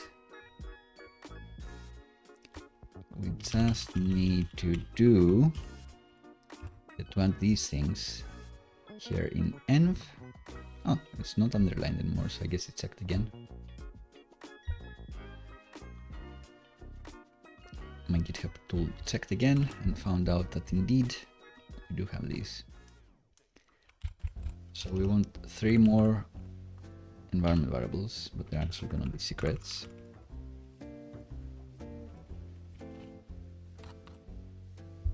They're called secrets, right? Yeah. And they're going to be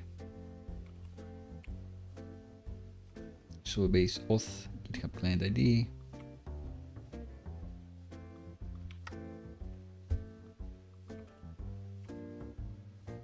Service role key, secret. All right, and they're blue underlined, but I guess it will check at some point and figure out that it's fine. So we've added these things, we've added the bands.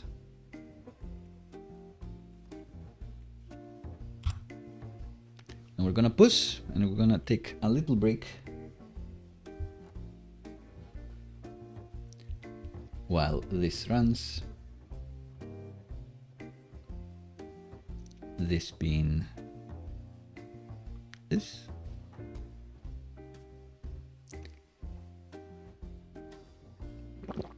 And then we'll set up one final timer, which maybe we won't hit because we may be fast enough in creating the flow for the test user to be able to see the profile or not. We'll see. My doggy is here in the most cute position, sleeping happily, peacefully, doing amazingly. She is a good girl. She's the best girl.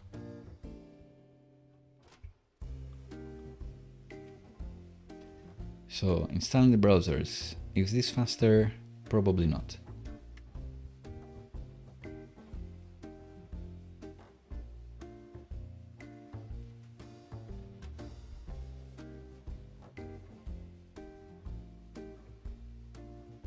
Run the tests. It's gonna try to run the dev server,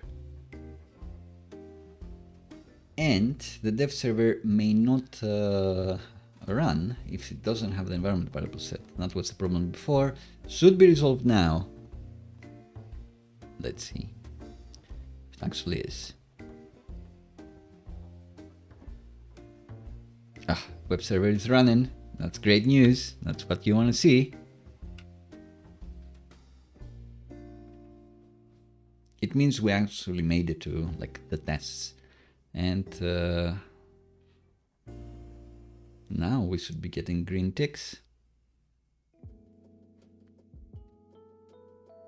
or else we're gonna get artifacts with videos. Passed. Awesome. No files will be uploaded because we had no errors. It's all good. It's all green. It's all awesome.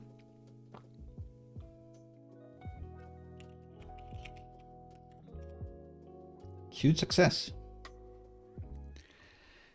Right, so during these breaks, I talked a little bit about the test users. Some people don't like test users because maybe they have like extra functionality or special edge case functionality. I don't know. I just know that this is how I sleep at night and how I deploy at Fridays. It's the best way in 20 years that I found to test those things. So that's what we're doing today.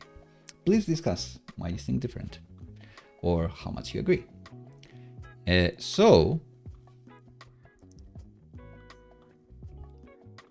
There is a whole section about authentication here on how you can set up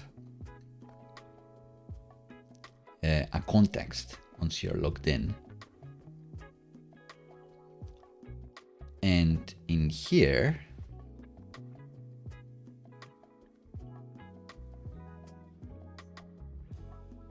do we have a setup state for a non-logged in user? Haven't seen it for a while.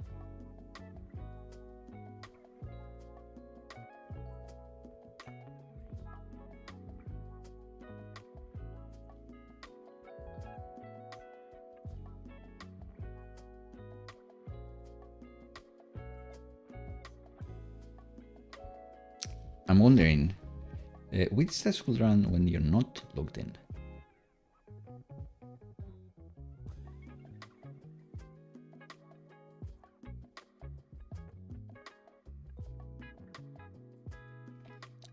The example I showed, or the implementation I showed before, is authenticated with an API request because my other site didn't have an email and password field visible, so I needed to do it via an API request to Supabase.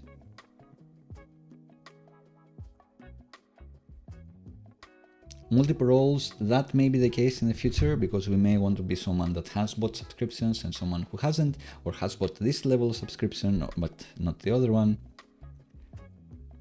So that's something we will need. So let's take inspiration from that.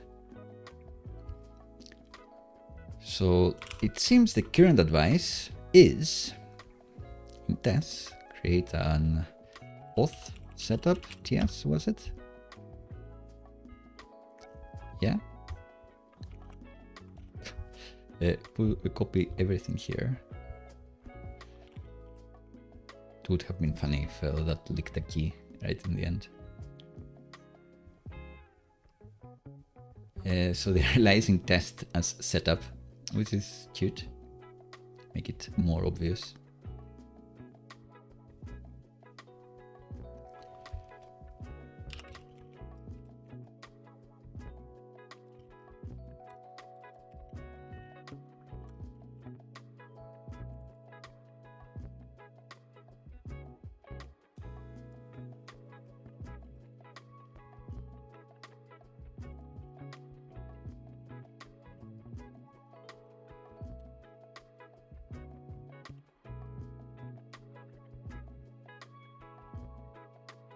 We're thinking in the future we'll have a specific type of user that also has a subscription product, so they'd be able to see some specific things.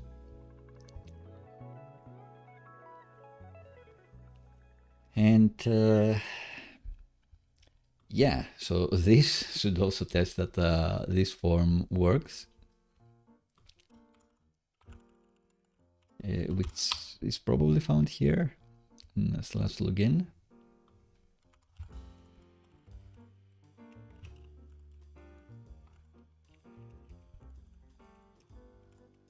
And what are we going to call this one? I think for now it's going to have to be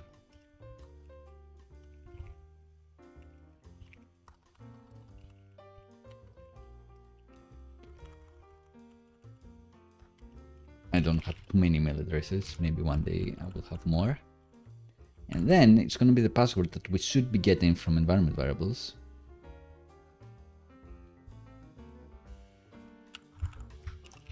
And then we click login and it logs in, waits until the page gets cookies. And then we should be like on our profile page.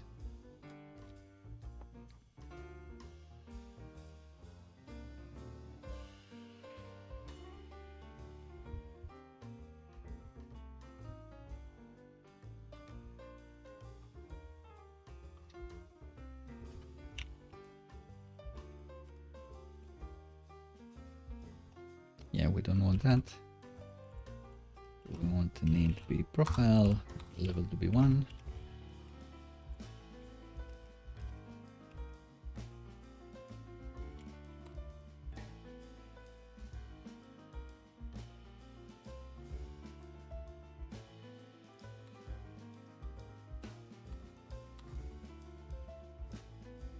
And then the path is going to be the logged in credentials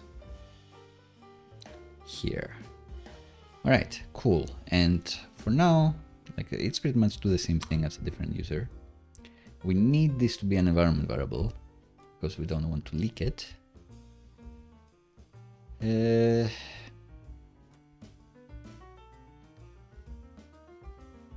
I guess that's it. If this actually worked, then we'd be able to log in with specific credentials for some tests. Is that this case?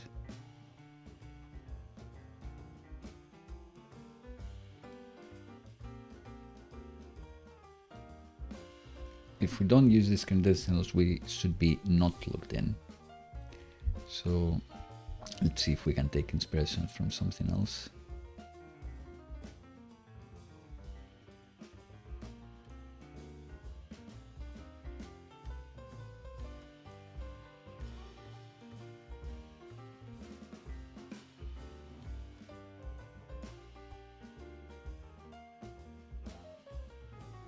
I wonder whether I should have like a different test for the type of user or just for the page. So let's have a login spec. Yes, and this one should just work. It may be similar to the navigation test, so let's copy that one.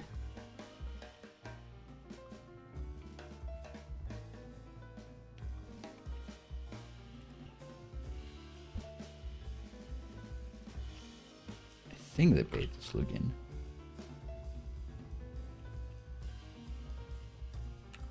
Yep. Have this title, this. Great. And I guess we kinda know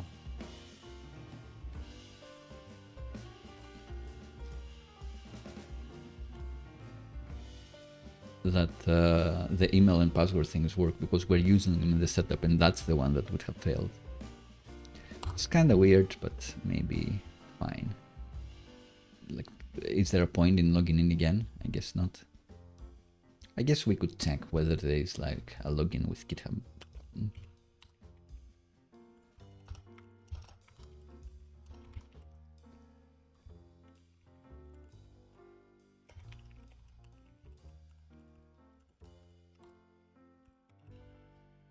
So we can test for that one too. And more spec. I guess create a new account could also be a thing.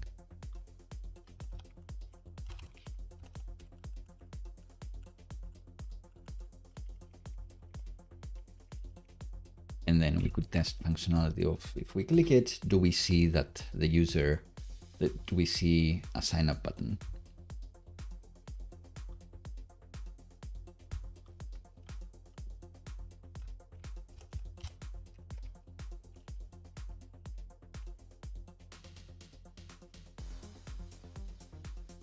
Can the user see the form to create a new account?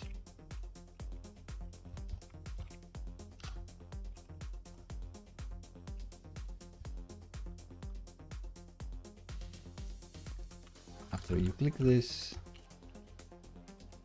you should see sign up here. And that should be the end of the test. And we'd also want one where if you are logged in, you cannot see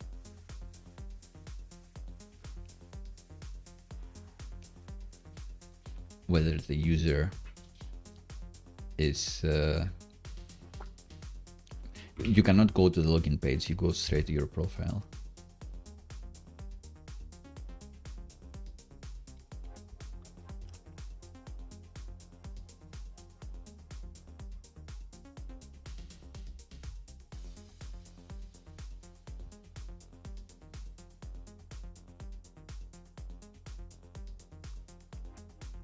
So logged in user cannot go to the login page. And then if we try to go to login, what we actually see is a profile page, which we can test like kind of from the navigation one.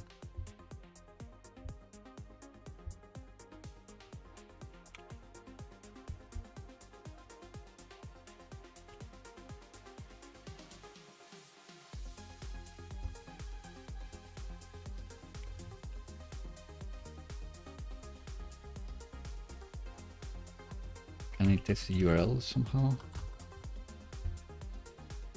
Let's take a URL.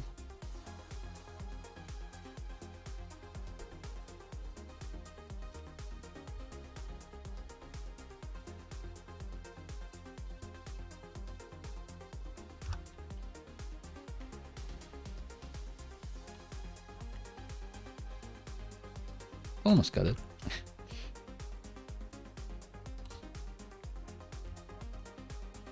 All right, so all of these I cannot run yet because I haven't created the Playwright user account. But I think it's gonna work. Let's make this work, and then we can move on into creating another test for the logged in user.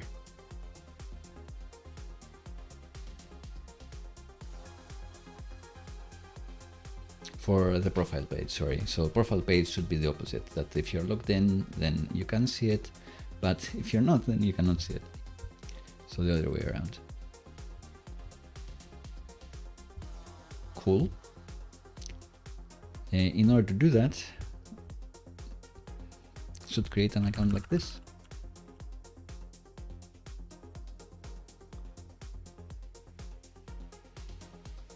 And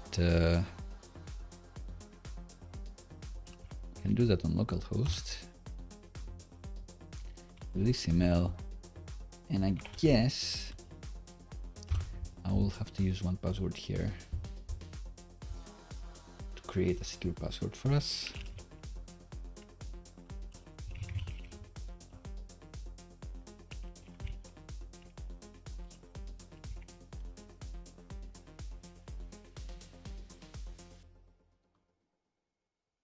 Create a new login for Infi.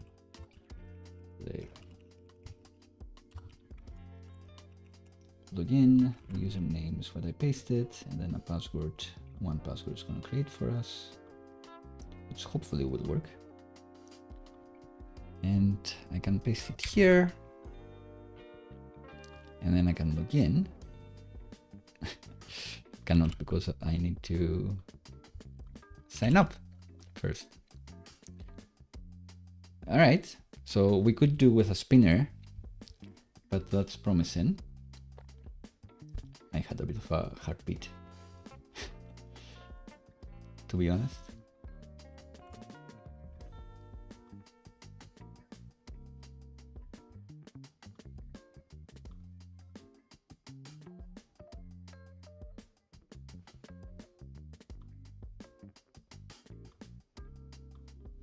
No email yet.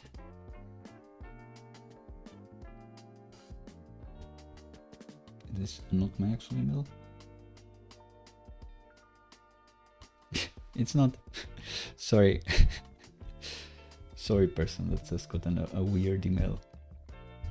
It's only if I check. It's not my main email, that's why I didn't know. Excuses. Whoops.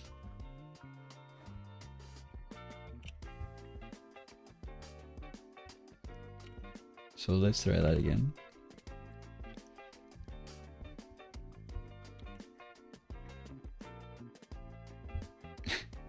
They got me again. Cool. So now I should get an email, and I did get it immediately, and I can confirm my sign up. And then we can check to see whether on localhost, paste in this password, paste in this email, sign up. Why was it on sign up? How did it reverse get me? Log in. Right, we are logged in as this person. Great. This means that our CI should be able to log in this person, and our auth setup should go smoothly. Let's see if that's indeed the case by running our end-to-end tests. But it's not gonna run this file because I haven't added to the playwright config. Whoops. So I do need to add it somehow here. It was one of the first things it said.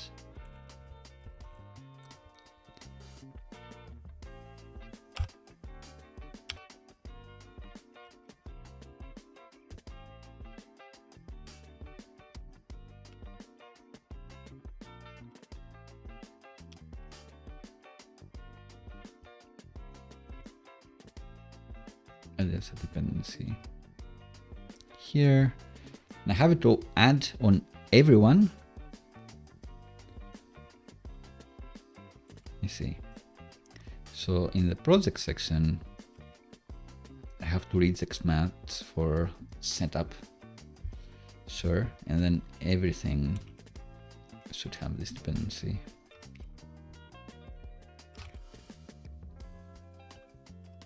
And everything is these 3 browsers. So now we may have better luck. We may even have success.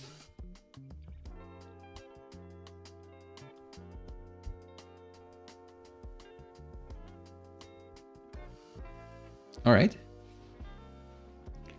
That's fair enough.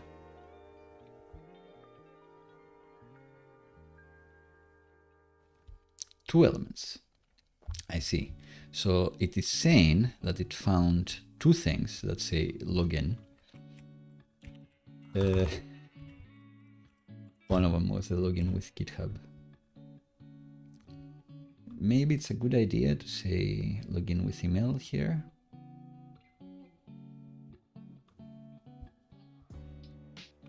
Maybe more accessible.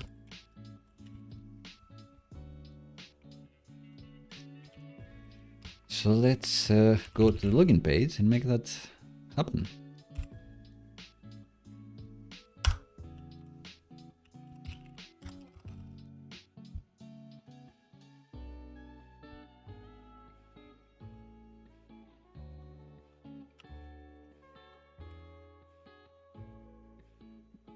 Amazing.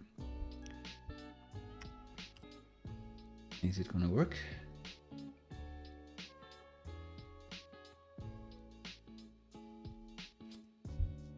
Not quite.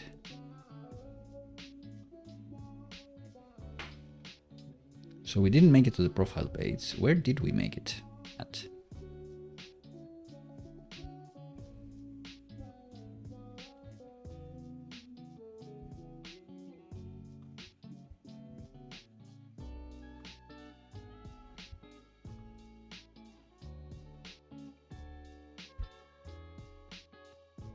Oh, of course, we're not using the correct password. So see, the video came in clutch. Even though it's like too fast to see, it immediately completes everything. When you're stuck in a step, at least you can see what's happened. So here, we want this to be taken from an environment variable, like I do in these tests. The setup data and playwright test. So let's add as a dev dependency. Open flow. That is the correct name.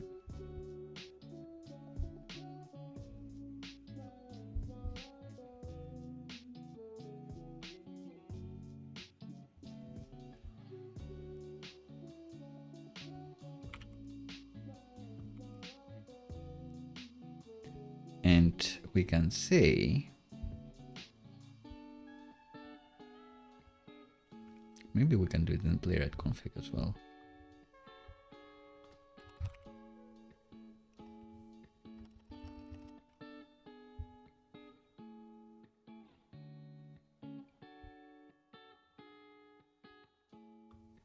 Let's add the TypeScript types.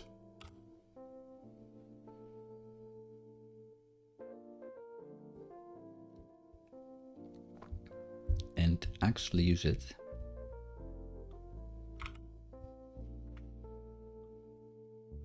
If we're not on CI, then read this file for the environment variables. And I will have to go to my other screen again to actually paste that password.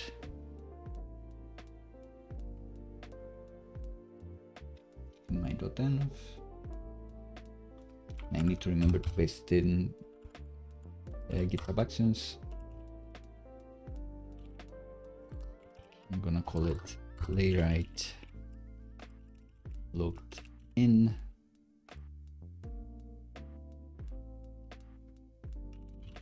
Password equals whatever one password is telling me. So this.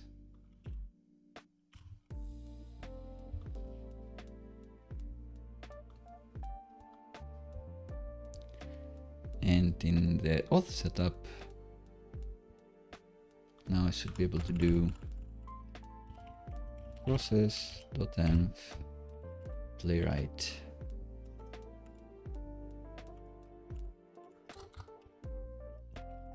logged in password string.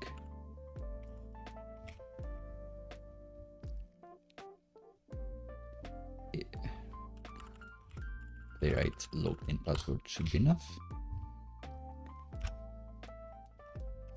Let's see if that makes a difference. Oh. Guess we're in the dev server, so it kind of works anyway.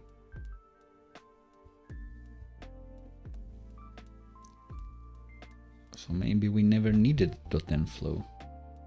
Oh well. We can uninstall it. Just mean.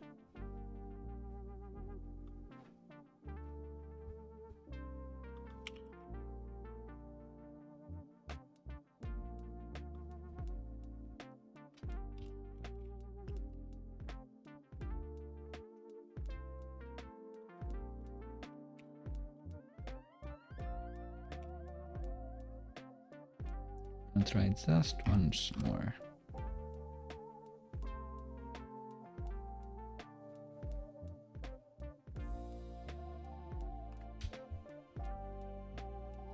Still doesn't work. Let's see if we have fresher videos.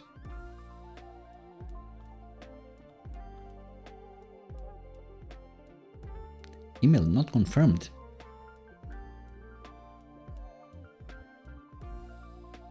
Of course, it's the wrong one. It's the wrong one, Johnny. You mug. But we're almost there. So, here. It's Sonified Tech, of course. I'm feeling confident about this try, guys. Ladies and gents, I think we're gonna do it. Okay. Great, the auth step worked. That's excellent.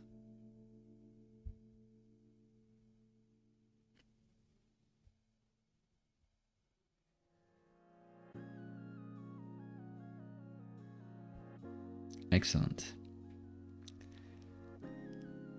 So I am gonna uninstall .env flow.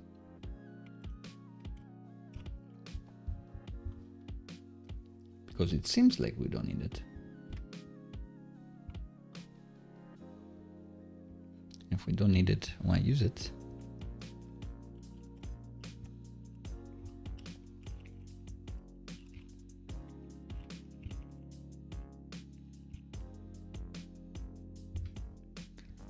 And in the setup file,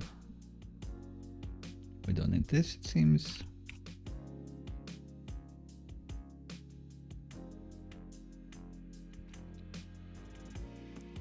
And my problem, let's see if we can find yet another video.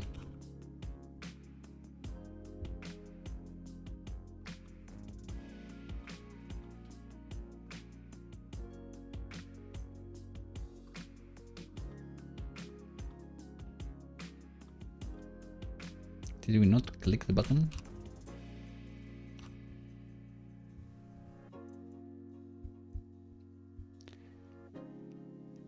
We did not click the button. There is a comma here for some reason. Does this mean that this will actually work?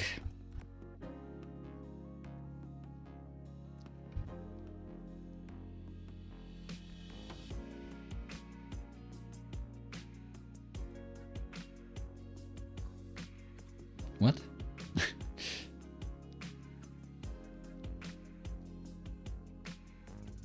So the difference now is that we stopped doing the required .env thing.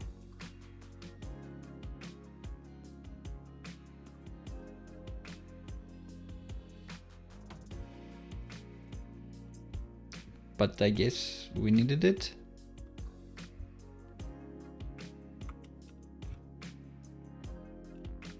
So let's install those things again.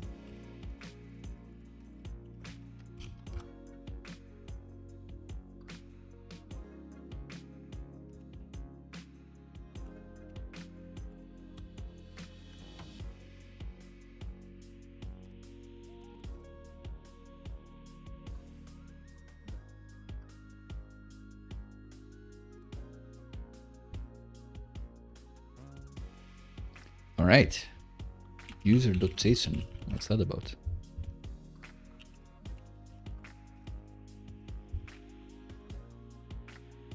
That's not correct. We named it a different thing. We named it whatever we named it here.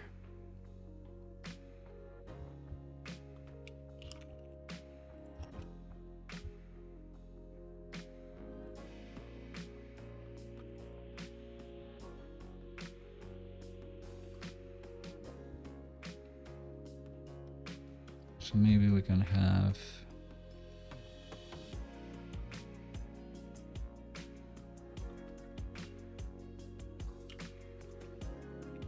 credentials.ts, and on auth setup export this.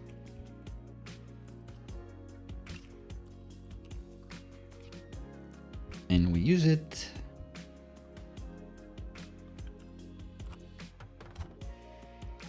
We use it here, we use it here,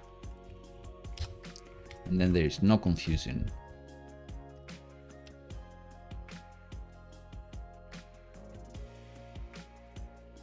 Ta-da! All right, we did it.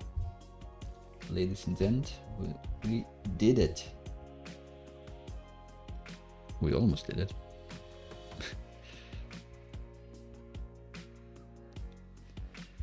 So on only a couple of the tests it failed. Kinda interestingly enough. Let's look at our videos. So on Firefox it worked, on the other two it didn't.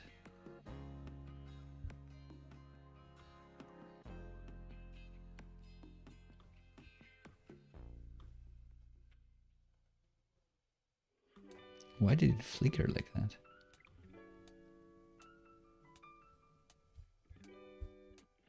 Is it because the server restarted?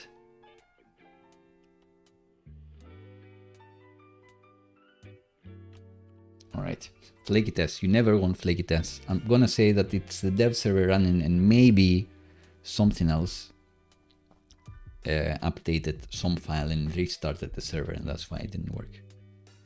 That's gonna be my case. So let's run the login test here. It works perfectly. Let's copy this to be the profile spec. Profile page, go to profile. I want to have a title of profile. Profile and all those things. And nothing else.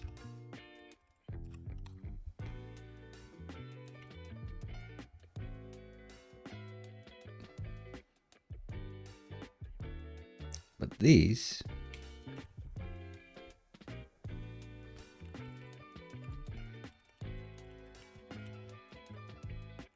should actually go here, because the logged in user can see the profile page.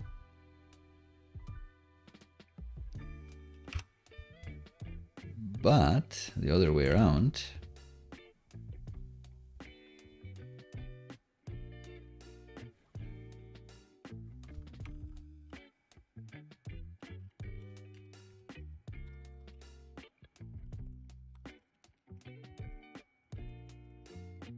anonymous user cannot see the profile page. So if they go to profile, then they should actually go to login.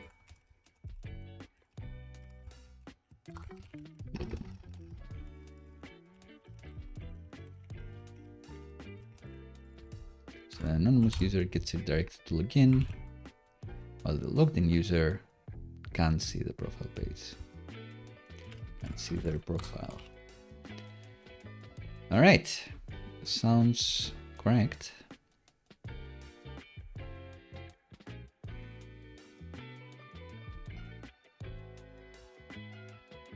Uh-oh.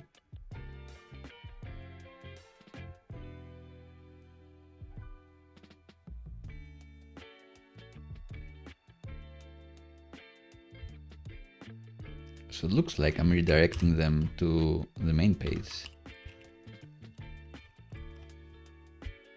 which shouldn't be the case. This should be on profile. Huh.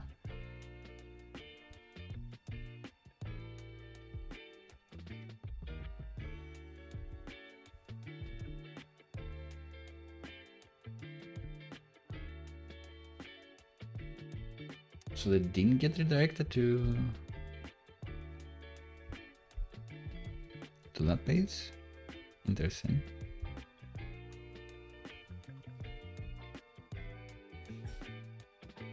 They get back to the profile page immediately, to the regular page. Huh. Oh yeah, of course, they need to go to the login page.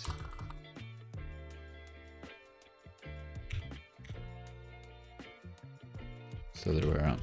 They go to the profile, then they should go to the login page. And indeed, I forgot to redirect them correctly. I should redirect them to login. Great. Another case where the end-to-end test helped me implement the functionality that I actually wanted all along.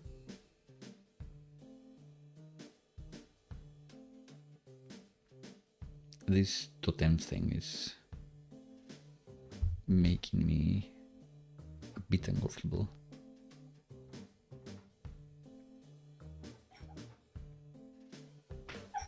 So maybe I can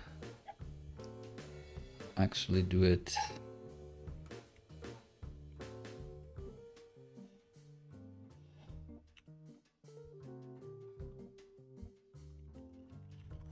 in a different file. So instead of in here, let's do it in here.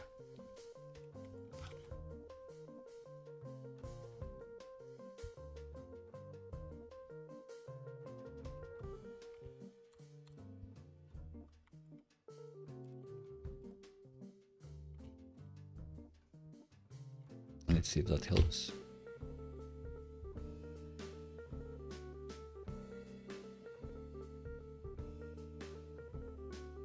It does. All right, and with that, I think we're done.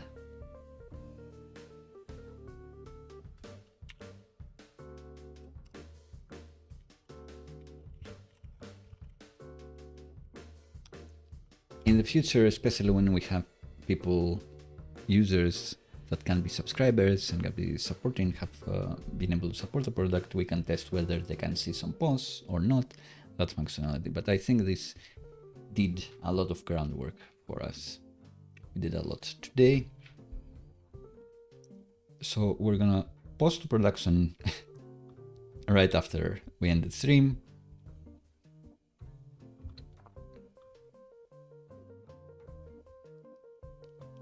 We didn't switch to server-side on Auth, we didn't do magic link, but all of these were bonuses. Ah, of course, and if you want to reset your password, you forget it, something should be able to be done. You can email me, I suppose, and I'll take care of it for you.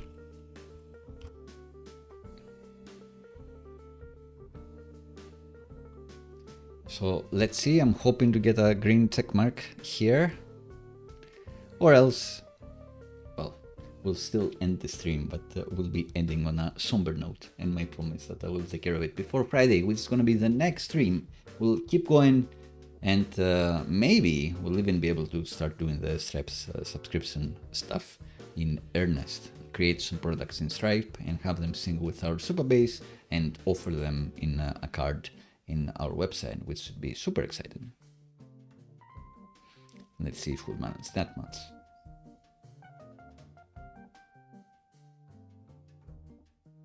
Oh well, it does happen. I forgot to put in the password in GitHub. once again, as predicted. Oh, Johnny. I will do it offline. What I forgot to do is add yet another secret here. The playwright logged in password, I guess, is what I called it. And I'll need to add it in the YAML, and I'll need to add it here in the environment variables as well.